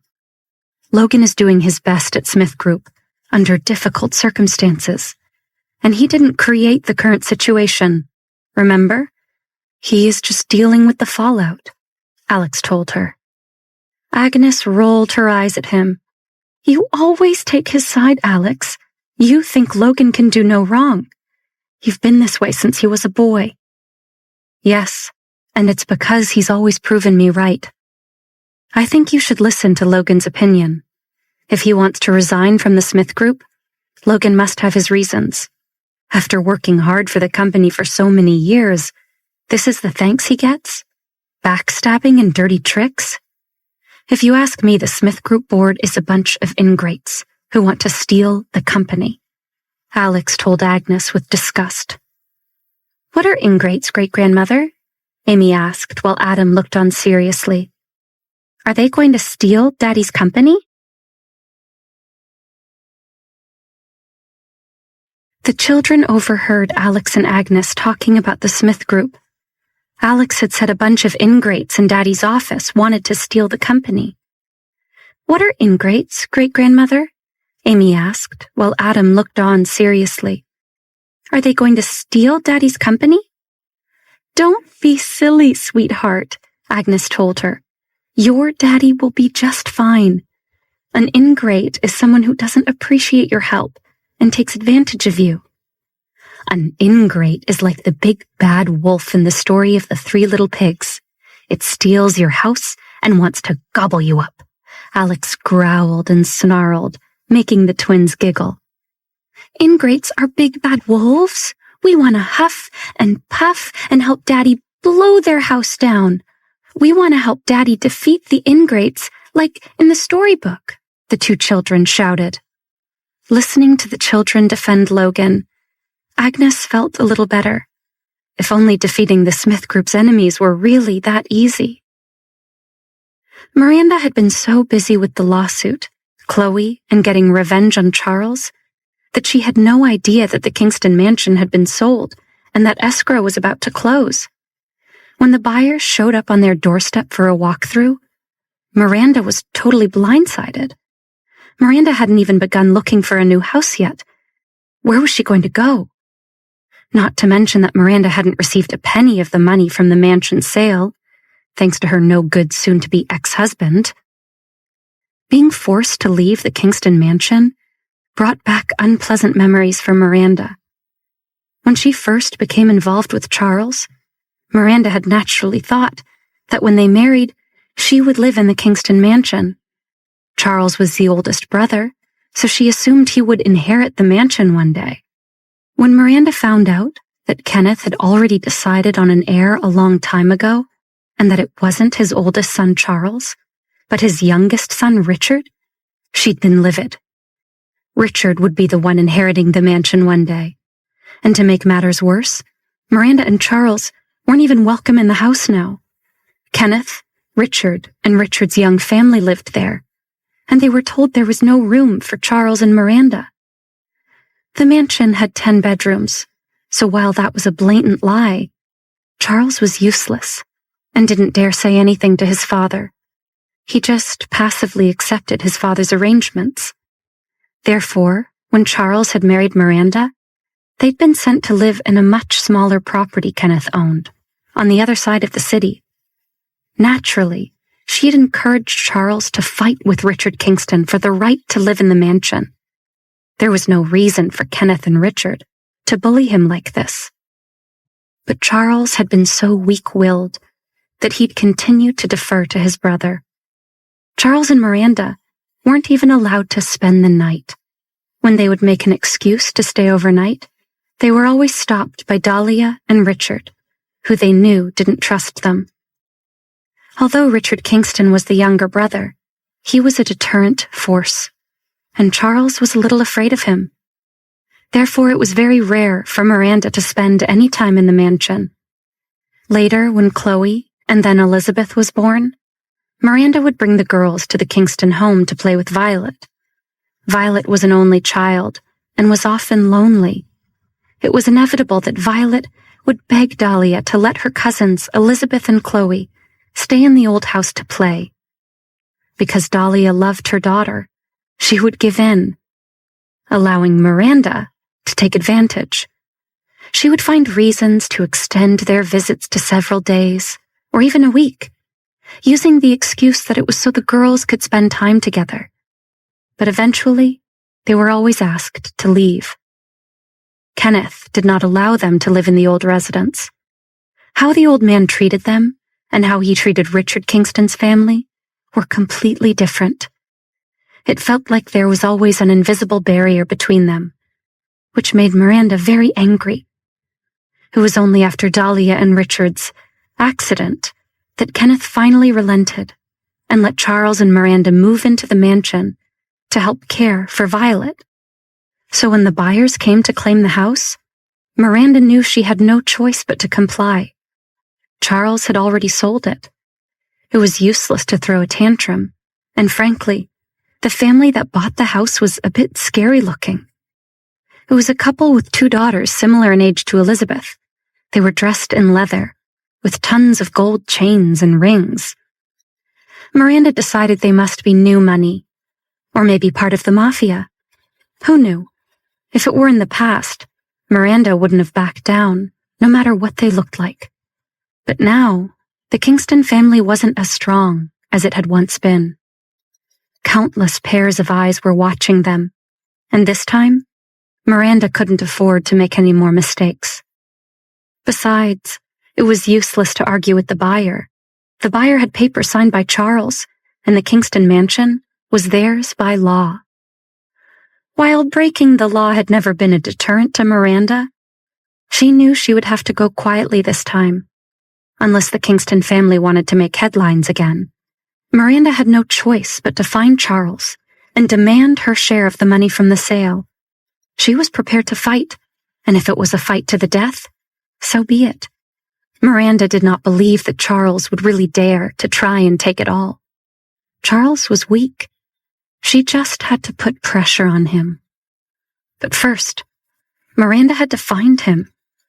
Charles and his mistress had moved again, but Miranda wouldn't let that stop her.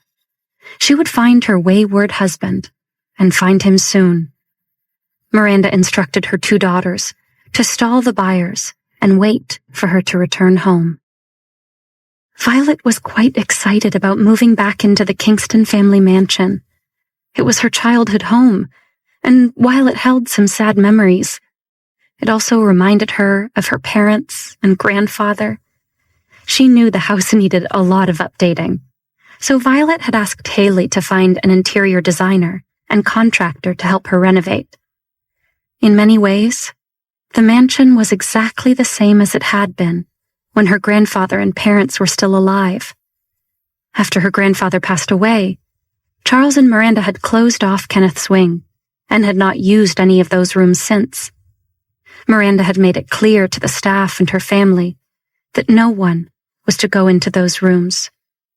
Miranda claimed it was to honor Kenneth's memory, but Violet suspected it was because Miranda couldn't bear to be near the scene of her crime. The rest of the mansion was also dirty and in disrepair, as most of the staff had already quit, or were about to, which was what happened when you didn't pay people. However, Logan had been the buyer, and his resources were vast. He wouldn't give Violet such a gift and leave her stranded without help. Logan asked Mike to offer both the Kingston family's current housekeeper and maid jobs, including a promise that they would be paid all back wages currently owed to them. The staff members were understandably thrilled, and the two women had readily switched their allegiance to the new owner. Lee, Zoe, Henry, and most of Logan's house staff would be moving to the Kingston mansion. A small team would remain at Logan's home to maintain the estate and keep it in tip-top shape so that it could be used at any time. Violet was delighted when Mike shared this news with her. She trusted Zoe and the others quite a bit and had become very fond of them all. Well, except for Lee, who often reported Violet's actions to Agnes, which was a bit unpleasant. As for the staff, they were happy to make a move with Violet, as she was such a respectful and pleasant boss. It had been over 4 years, and the Kingston mansion had finally returned to Violet's hands. She was relieved. But Violet couldn't help but wish she'd been able to purchase the mansion independently. Instead, it was all thanks to Logan. Violet was grateful for his generosity. She just felt that the list of things she owed Logan for only continued to grow. How would she ever be able to pay the man back? What could Violet ever offer Logan that would equal all he'd given her? It had been over 4 years, and the Kingston mansion had finally returned to Violet's hands. Escrow was closing on the house, and there was much to be done. Haley had set up meetings for Violet to discuss renovations with an interior designer and contractor. Most of Logan's house staff was moving to the Kingston mansion with Violet, so Lee and Zoe had been busy arranging a schedule for the mansion to be cleaned and aired out as soon as Violet officially took possession. Priya had booked movers to transport Violet and the children's things into the mansion, and Violet had even arranged it so that when George finally left the hospital, he would be brought to stay with her at the mansion. Everything was proceeding perfectly, and Violet calculated she would be able to move into the mansion in a week. Violet had thought that when the time came to move back into the Kingston mansion, she would be extremely excited and would want to leave Logan's home as quickly as possible. After all, this was the moment she had been waiting for, ever since moving back to Los Angeles. Violet knew she should be thrilled, but she wasn't. While Violet felt a sense of relief that she had regained what she had lost 4 years ago, she couldn't help the nagging sensation that she was about to lose something even more significant. Now that the time had come, Violet felt reluctant to leave Logan's home. But it wasn't the house she was reluctant to leave, but the connection to the man himself.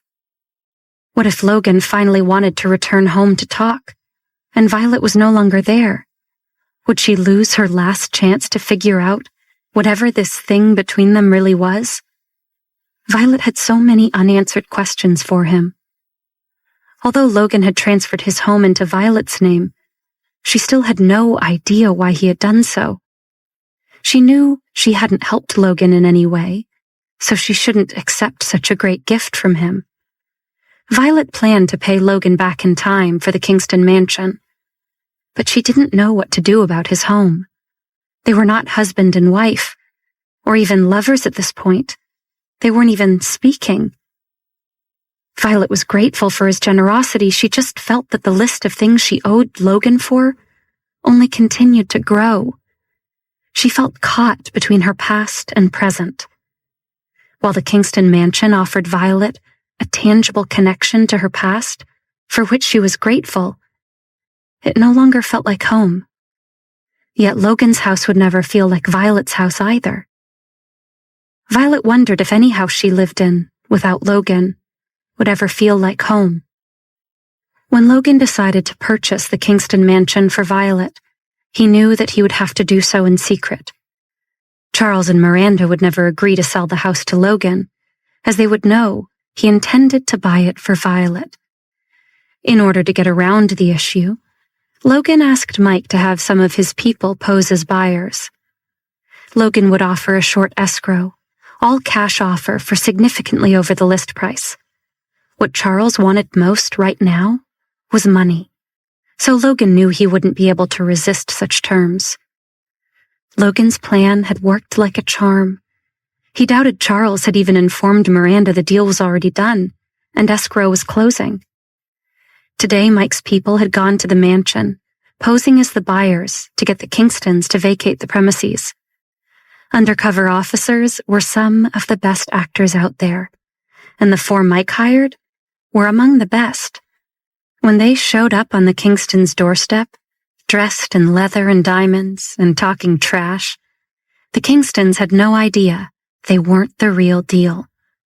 When they talked to Elizabeth and Chloe, the undercover operatives forced themselves to use all kind of slang and profanities, even though the 2 posing as the family's daughters graduated from UCLA and Vassar. Even though Chloe was full of schemes, she felt helpless amid their vulgar display. So, why are you still here? The daughter with the nose ring asked, between smacks of her chewing gum. What are you all so poor you have nowhere to go? I thought the Kingston family was supposed to be, super loaded. The daughter with the mohawk was wandering around the living room. She looked at the furnishings and touched the curtains before wiping her fingers on her skirt in disgust. Replying to her sister, she said, "Didn't you hear? The Kingston dad knocked up some chick and ran off with her, and the one daughter went all cray-cray and tried to kill someone." Chloe was dumbfounded. "How dare you talk about my family and me like that?" "You? So, you're the one who went all cuckoo?" Nose ring daughter asked in surprise. "Why aren't you locked up in a padded cell somewhere?" "Because I don't need to be locked up, because I'm not crazy," Chloe said through gritted teeth before Elizabeth elbowed her in the side.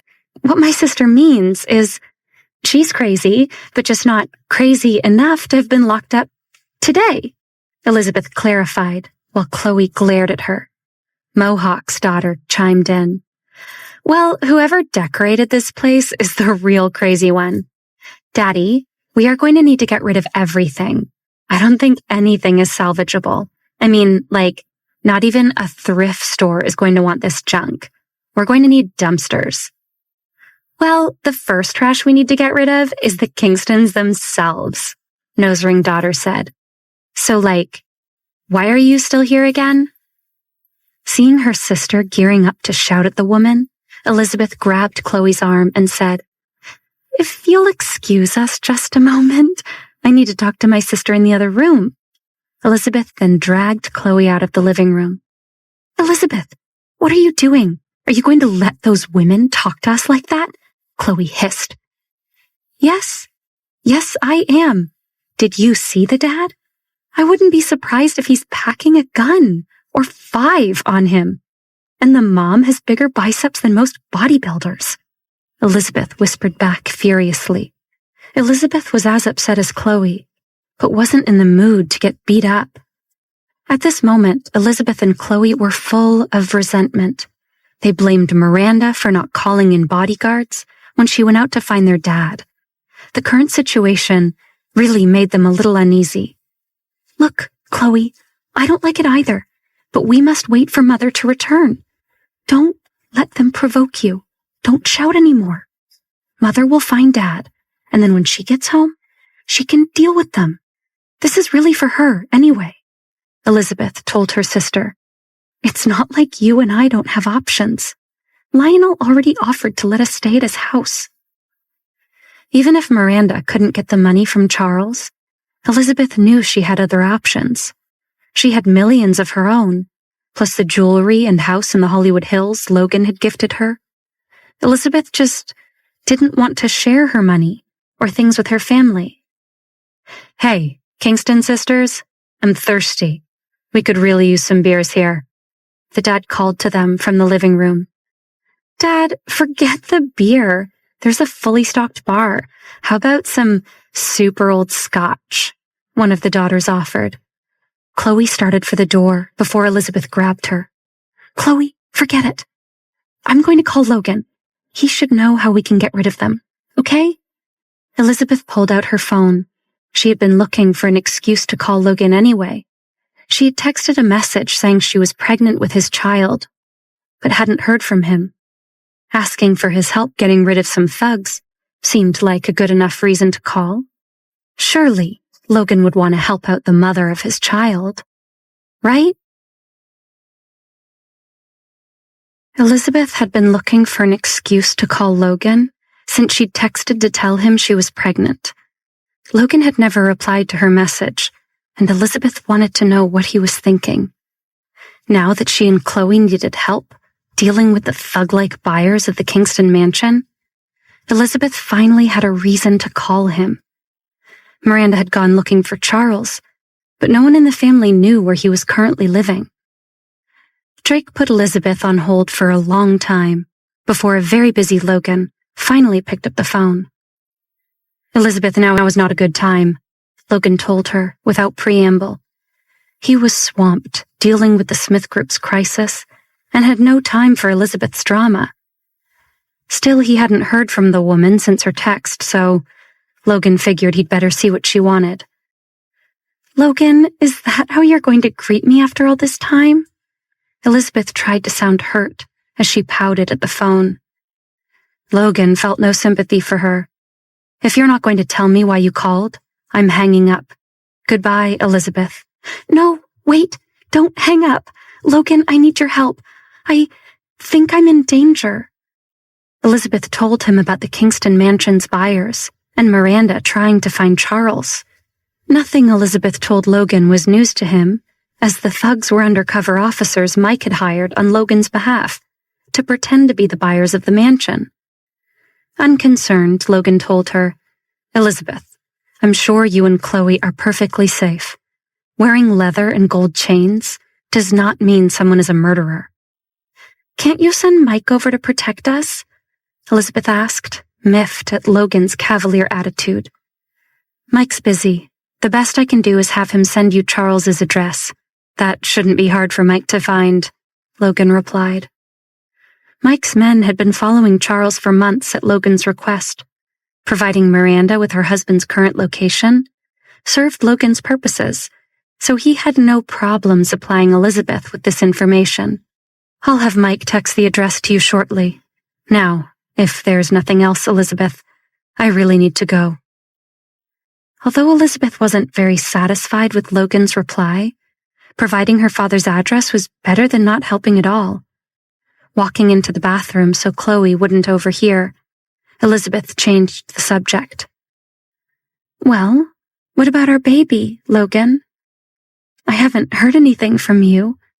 Aren't you excited about our child?" Logan remained silent on his end of the phone. He had serious doubts that Elizabeth's baby was his, but not knowing for sure, he said nothing, letting her do the talking.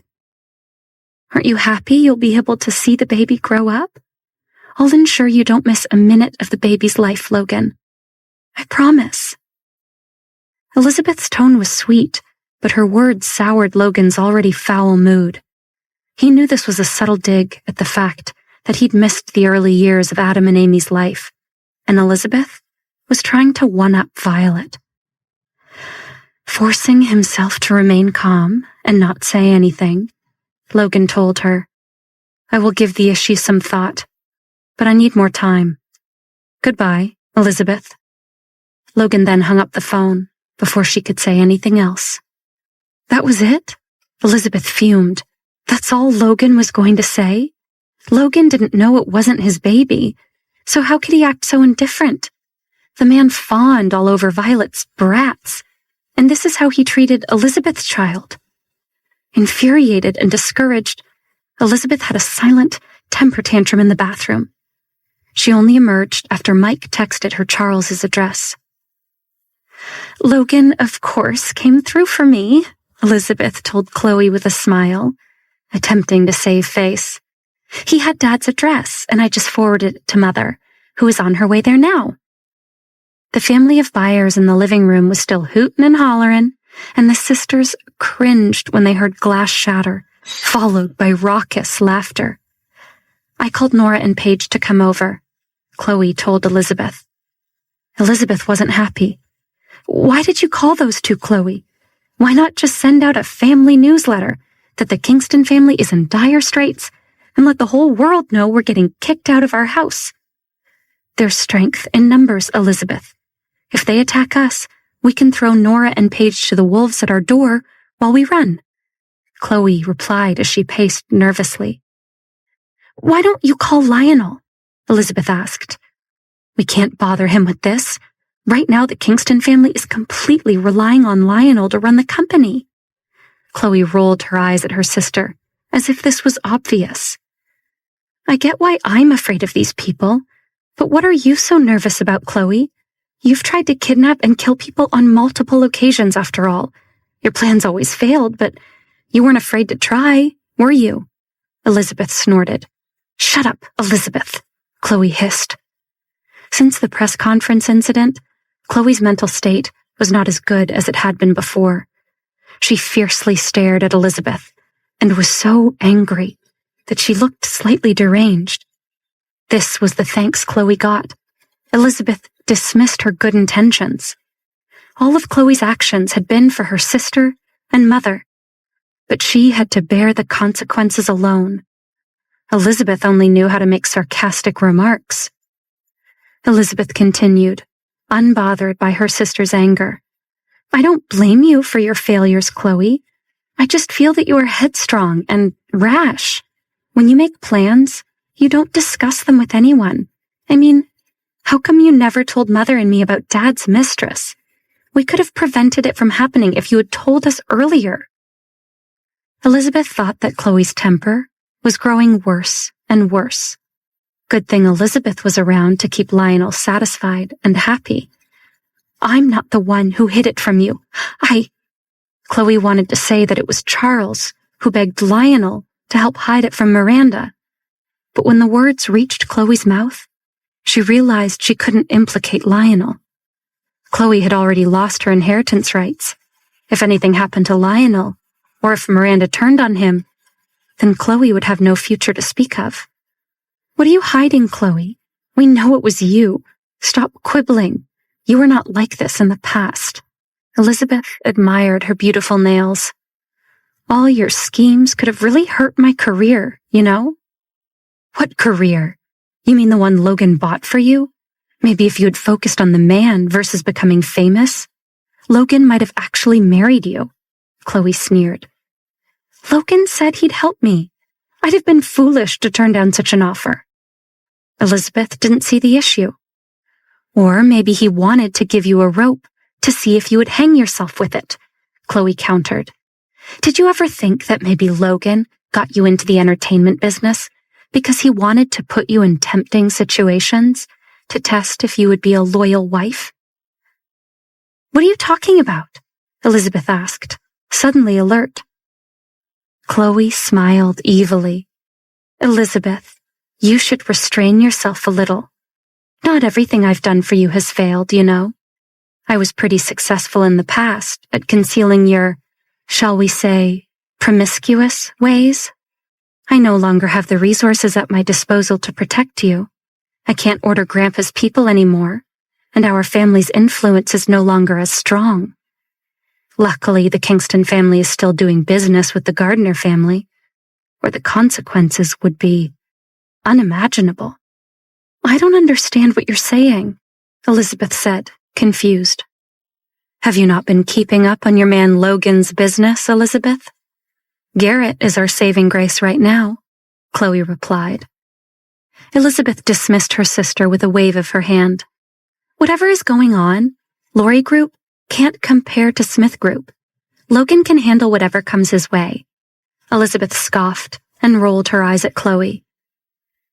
Although the Gardner family was powerful, it was still not comparable to the Alexander family. As long as Logan still cared about their old relationship, he would not let the Kingston group fall. Violet would not be able to overrule him, and the Kingston group would always have a place for Elizabeth. She could pretend to have always been demure and innocent for the rest of her life. Being Logan's rich wife was what Elizabeth wanted most. Besides, Elizabeth wouldn't have to give up her lovers. She'd grown quite adept at sneaking around. Chloe looked at her sister mysteriously and pursed her lips as she smiled. You really don't know, do you, Elizabeth? Seeing the look on Chloe's face, Elizabeth finally began to grow nervous. Know what? Chloe was gleeful that she got to be the one to break the news to Elizabeth. Logan is going down, little sister. Good thing he cut ties with you when he did, or you'd be going down with him. Seeing the look on Chloe's face, Elizabeth grew nervous. Clearly her sister knew something about Logan that she didn't. Chloe looked positively gleeful about sharing what she knew with Elizabeth. Logan is going down, little sister. Good thing he cut ties with you when he did, or you'd be going down with him. Chloe smiled at Elizabeth with satisfaction. I don't understand, Chloe, Elizabeth stammered. Haven't you noticed your new BFF Joanna hasn't been coming around as much, Elizabeth? Smith Group is in crisis. The company is on the verge of bankruptcy, and the board is placing the blame squarely on Logan's broad shoulders. If he doesn't resign on his own, he'll likely be flat out fired. Joanna is encouraging Garrett to expand Lori Group and acquire the Smith Group to save it from a hostile takeover. The stock price has plummeted, and they're out of other options. Dear sister, wake up! Logan is no longer the Logan of the past. Chloe raised her head and looked proudly at Elizabeth as she said this. Miranda had pampered Elizabeth since they were young. Her little sister was the queen in their mother's eyes, while Chloe had always been the worker bee. If Logan fell from grace, Chloe would be thrilled. Chloe would still have Lionel, and Elizabeth would have no one. Not that Elizabeth would still want Logan. Elizabeth didn't do poor. Is what you said true? Elizabeth was starting to panic. If you and everyone else knew all this, why has no one told me? Mom and Lionel both thought it best not to tell you. Our family is now doing business with the Lori Group, so we can't get involved in the Smith Group's troubles.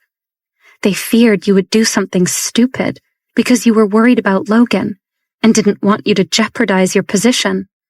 Logan had already dumped you, which gave you all the insulation you needed from his problems. You dodged a bullet with that man when he dumped you, Elizabeth. Blessing in disguise and all that, Chloe said, casually. Elizabeth just nodded her head at her sister in reply. Unable to speak, her mind was racing and she'd begun to sweat. Chloe didn't know that Elizabeth and Philly had plotted against Logan at the hotel.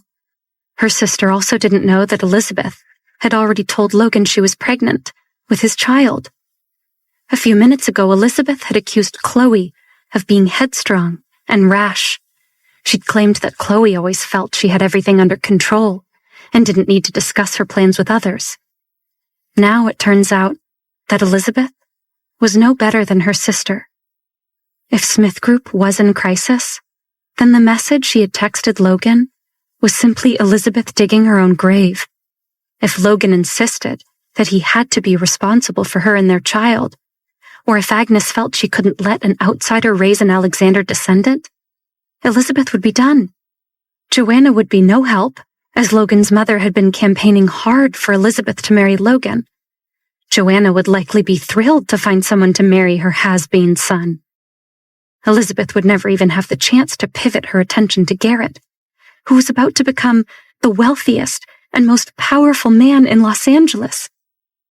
Garrett, a man Elizabeth had seen as a second choice. Elizabeth frantically wondered if Logan had told anyone else that she was having his child. There must be a way out of this, since it wasn't his child in the first place. The Alexander family was going to go bankrupt, and Elizabeth didn't do poor. When Nora and Paige received Chloe's call, they were at the Kingston Group offices. The two had jobs as assistants, but rarely actually did the jobs for which they were paid generously, thanks to their Aunt Miranda. Currently, the two were hanging out in Lionel's office, flirting with him. Although Lionel felt nothing for them, Noah and Paige were both pretty, and he enjoyed the female attention.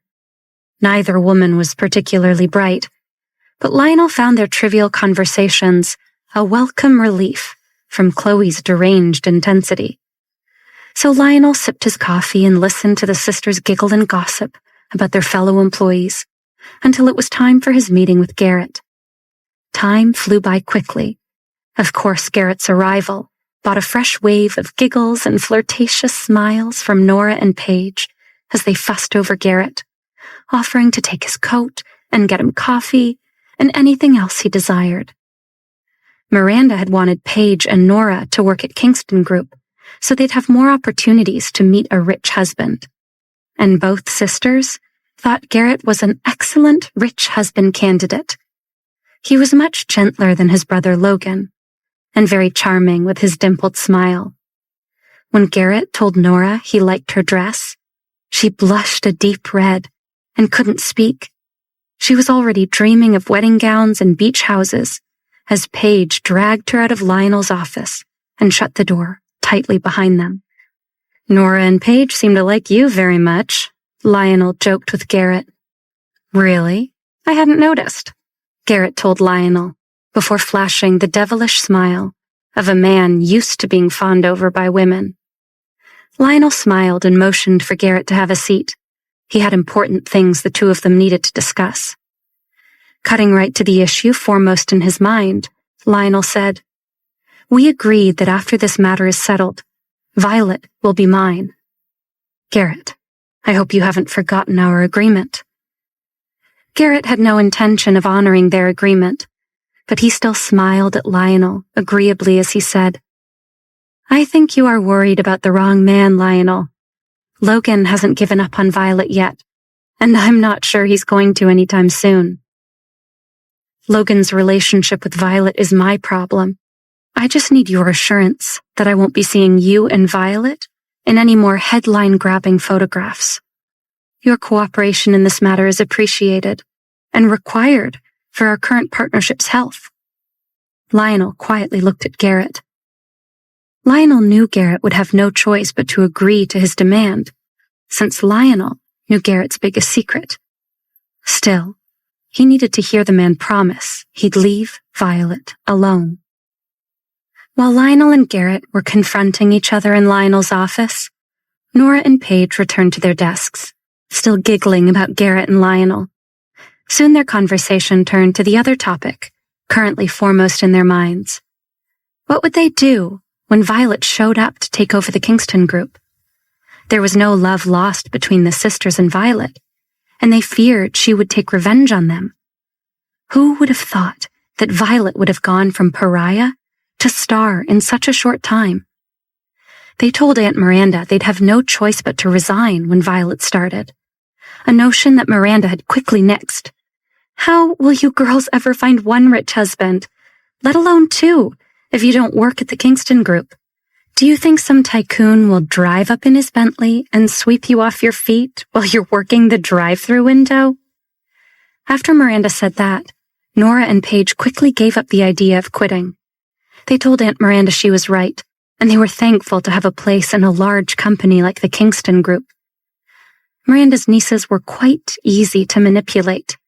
They weren't terribly bright, but loyal, and Miranda needed them to keep working at the Kingston Group so they could be her informants. After chatting for a while, Nora and Paige pulled out their phones to spend the remaining hours of their workday scrolling social media. It was then that they both realized they had missed calls and messages from Chloe.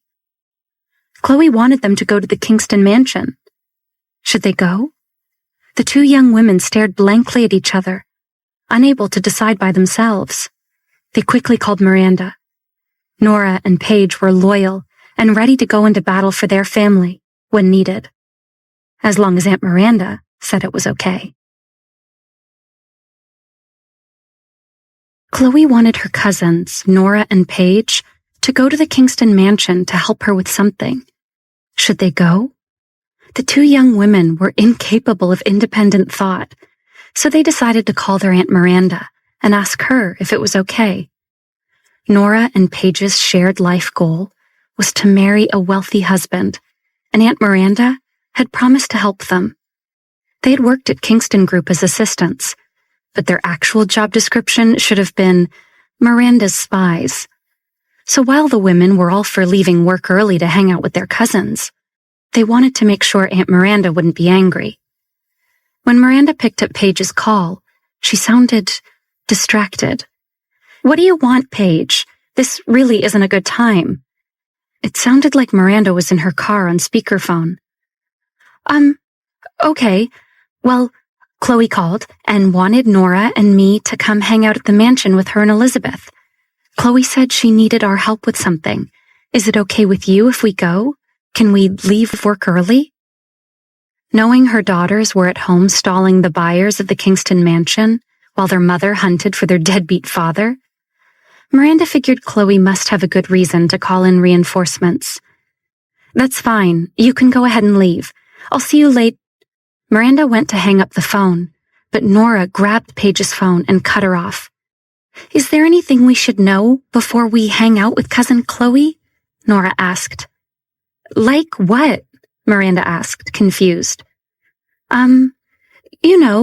Chloe's, well, she's been acting kinda crazy." Nora whispered the last word as if Miranda didn't already know Chloe was insane. "Yes, and?" Miranda asked impatiently. "Well, does she, have any triggers?" Nora asked her aunt. Paige and Nora had been avoiding Chloe since she left the hospital. Aunt Miranda said their cousin was not in a good mental state and shouldn't be provoked. They didn't want to make Miranda angry if they accidentally touched on a sensitive subject and set Chloe off. Paige and Nora knew their aunt was trying to keep Chloe out of prison by having someone declare Chloe mentally unfit, and they even understood that wasn't so much a lie, but an understatement. Miranda was a bit surprised. For once, her nieces were asking an intelligent question. "Just don't mention Violet's name, and you should be fine. Now, girls, I really have to go. I'm busy searching for my no-good, lying, cheating, deadbeat, soon-to-be ex-husband." And with that, Miranda disconnected the call. "Okay, did you hear that, Paige? Don't mention Violet's name, and Aunt Miranda says Chloe shouldn't go nuts." Her sister nodded dutifully, and the women quickly gathered their things and got in the elevator. "Did you hear how upset with Uncle Charles Aunt Miranda sounded? Chloe's not the only one who's gotten angrier since Violet returned. Aunt's temper is getting worse and worse," Nora observed. Paige sighed. "Violet is tearing our family apart. If we stay in Kingston Group, she will make things difficult for us at the office. She might even expect us to work." Nora waved her hand dismissively. "Don't be afraid. Aunt Miranda said she'd asked Lionel to protect us." Paige's eyes lit up. She had a not-so-secret crush on Lionel. "You're right. Lionel will protect us from Violet. He's grown super powerful in the Kingston Group." Paige regarded Lionel as her idol. He was handsome and charming and rich. Perfect wealthy husband material. Nora looked at the love-struck expression on her sister's face. Miranda wanted one of them to give birth to a child for Lionel and Chloe quietly.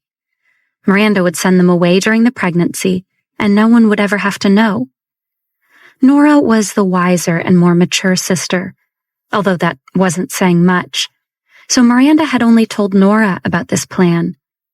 Nora had thought her aunt's idea was a little nutty, but looking at the expression currently on her sister's face, She didn't think Paige would mind getting knocked up by Lionel. If Paige had Lionel's child, he might even marry her in the end. If Lionel insisted, Aunt Miranda and Chloe wouldn't be able to argue with him. After all, the Kingston group was relying on Lionel now. Now that Nora thought about it, maybe having Lionel's baby wouldn't be such a bad idea. It could be a surefire way to marry rich. Nora eyed her sister, but didn't share her thoughts. All was fair in love and war to marry a rich husband, after all. While Nora and Paige hurried over to the Kingston mansion to help, Elizabeth had already sent Charles's new address to her mother. Miranda was impressed. Elizabeth had been able to get his address out of Logan. Even though the man was about to lose his job and company, Miranda figured it was always good to have a roster of men ready to serve you. Miranda herself even had a few blue-collar male friends she could call on to help her.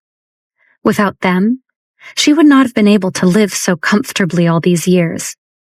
These men had no power or status, but they helped Miranda in many ways. Even if Logan was no longer marriage material, his previous contacts were still there. As long as he made good use of them, Logan could still prove helpful to Elizabeth. In the past, Miranda had always relied on Chloe to get things done, but it seemed that it would be Elizabeth that Miranda could depend on in the future. When Miranda finally arrived at Charles's new residence, she knocked, but no one was home. Miranda saw a shadow move inside and wondered if it was the homewrecker Sylvia, afraid to open the door and face her. Miranda called Charles, and she was shocked when he actually answered. "Where are you, Charles?" Miranda hissed. "We need to talk. You sold the Kingston mansion without telling me? I'm at the door of your house. If you don't open the door, I will." Before she could finish, Charles interrupted her. "Miranda, stop talking. You must come to the Kingston Group offices quickly. Your father is causing trouble. If he doesn't calm down, I'll call the cops." Charles had had it with Miranda. If this woman hadn't insisted on killing his father, Violet wouldn't be back taking revenge, and Charles wouldn't be in his current position. Miranda was so angry that she was sweating. In the past, Charles would never have dared to treat her like this. Without thinking, she threatened him. "You want to call the police on Dad? Fine. I'll be sure to tell them when they get there all the things you've done in the past and expose all your dirty secrets." Charles was stunned. He did not expect Miranda to dare to mention the past. It was as if those things were solely Charles's fault and had nothing to do with Miranda. This woman was truly shameless. "Then hurry up and get over here, Miranda. I will wait for you in the coffee shop in the lobby of the Kingston Group building." Charles hung up the phone. Miranda didn't have the chance to argue with him. She drove to the Kingston Group and called her father. She told her dad not to cause trouble and to follow Charles downstairs to the coffee shop to wait for her. If they needed to discuss something, they needed to do so in private. No need to make a bad situation worse by getting the police involved. Max Rutherford wasn't happy, but since his daughter had already made up her mind, he would reluctantly listen to her. He hung up the phone and glared at his son-in-law. "Miranda says we're getting coffee. Lead the way, Charles." Max spat at him. As Charles led Max downstairs, he silently fumed. His trip to see Lionel today had been an utter disaster. Charles had lost his inheritance rights, and before his shares were returned to Violet, he wanted Lionel to buy them off him. He was out of options, and Charles needed the money. So he had come to the Kingston Group, a company that bore his name, begging for money. This whole thing was a disgrace. Charles was so over his wife and in-laws. Charles had hoped to get in and out of the Kingston Group today to see Lionel without notice. But that plan had backfired when he crossed paths with his father-in-law, Max Rutherford.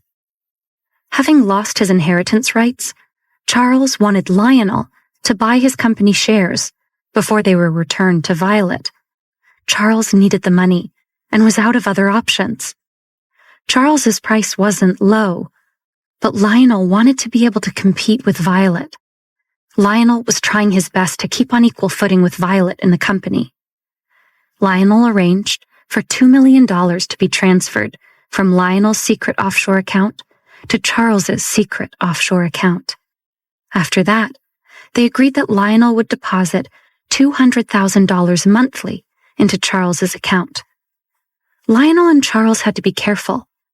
Noah had ordered a full external audit of the Kingston group in preparation for Violet assuming control. While Violet had not officially taken over yet, Noah had let it be known that based on early feedback from the auditors, he expected to have to replace all members of Kingston Group's current finance department. Lionel's people couldn't get involved without arousing suspicion. Neither Charles nor Lionel wanted Noah to find out about their deal. Charles had just walked out of Lionel's office and was headed to the main reception area when he heard someone shouting his name through the Kingston Group offices. "I'm looking for Charles, Kingston. Charles! Charles, where are you hiding? Charles! Charlie, come on out and talk to your dear old father-in-law." It was Max Rutherford shouting. Why on earth was Miranda's father here? Why was he looking for Charles? Charles was trying to decide if he should make a run for the elevator or not when Max rounded the corner, spotting him. "There you are, Charles, you no-good dirty rat. Where are they? I demand you tell me where they are this instant," Max shouted. Old Man Rutherford had been looking for Charles for some time. He had one of his men staking out the Kingston Group offices in case Charles showed his face there. And today, Max had gotten lucky. As soon as he'd heard his informant had spotted Charles entering the Kingston building, he'd rushed over to confront him. Max didn't want to do this at the company, but Charles had given him no choice since he'd been hiding out until now. "Where are they, Charles? I demand you tell me immediately," Max shouted. Charles stared blankly at his father-in-law. "Who are you talking about, Max?" "Don't play dumb, Charles," Max sneered. "I know you're the one who took them. Katie and Ace, where are they?" "Max, I have no idea who those people are." "Why don't we talk about this in the conference room?" Charles had seen the crowd of Kingston Group employees forming a circle around them and tried to steer his father-in-law to a more private location. But to no avail. Old Man Rutherford's face turned purple at Charles's denial of any knowledge. "Katie, my mistress, and Ace, my son? Don't tell me you don't know who they are when you're the one who kidnapped them." Max screamed at Charles, spit flying out of his mouth. He was so angry. Max's mistress and their 19-year-old son had been missing for over a week. With the animosity between them, Max assumed Charles was behind their disappearance. Charles knew Miranda wanted Charles's own mistress and his unborn son taken out, and Charles knew Miranda would ask her father for help getting rid of them. Max assumed since Charles knew of their plans for Sylvia and the baby, he'd decided to make a preemptive move and kidnap Max's Katie and Ace as insurance. Max had already determined that Charles had found someone to do it. Who knew that Charles wouldn't admit it after he saw him? He even said that he didn't know who Max was talking about. When Charles's phone rang at that moment, he saw it was Miranda. He had never been so relieved to hear from her. After Charles spoke to Miranda, Max agreed to follow Charles to the coffee shop downstairs, where Miranda would meet them shortly. After the elevator doors opened and Max got on, Charles quickly told him he had forgotten something and that he would meet him downstairs. The old man cursed as the elevator doors shut, but Charles didn't care. He needed a minute to catch his breath before facing his in-law and his wife. Charles headed back to the break room to grab a coffee for some caffeine-fueled courage. As he approached the open doorway, he heard the sound of men and women gossiping inside. He and Miranda had once been these employees' superiors, but that respect had died a long time ago. Now things were different. Charles didn't believe that any gossip about the Kingstons would be good. Charles slowed down, pretending to check his phone so that he could listen outside the door. If you ask me, it's no wonder old man Rutherford suspects Mr. Kingston. He has good reason, one male employee said. This sentence greatly aroused Charles's curiosity. What reasons? Another voice asked. We all know Mr. Kingston is a coward. That man's lover and child are missing. He should suspect his own daughter more than he should suspect Mr. Kingston. Charles nodded secretly in agreement. These employees seemed to know him quite well. They knew that he would never do such a thing. Although he thought coward was a bit of a harsh description, Charles preferred careful. Even so, being a coward doesn't mean he's innocent. Maybe he paid someone to do it. Another employee chimed in, and others murmured in agreement. A female voice said, You just said you know why his father-in-law suspects Charles. Why? I'm so curious. Quick, tell us what's going on. Yes, tell us, Charles thought. He wanted to know as well. Let me tell you, the man said in a low voice. Remember how Mr. Kingston got caught with his pregnant mistress at the press conference, and she almost lost their baby? That probably happened because of his daughter and father-in-law, and now this is payback. What you said makes a lot of sense. Everyone talked over each other as they all agreed. Charles's eyes suddenly widened, his pupils dilated, and his face turned pale. A group of people asked the employee how he knew this, and if he had insider information. But Charles didn't care what they were saying anymore. The moment he'd heard what the employee said, Charles knew it had to be true.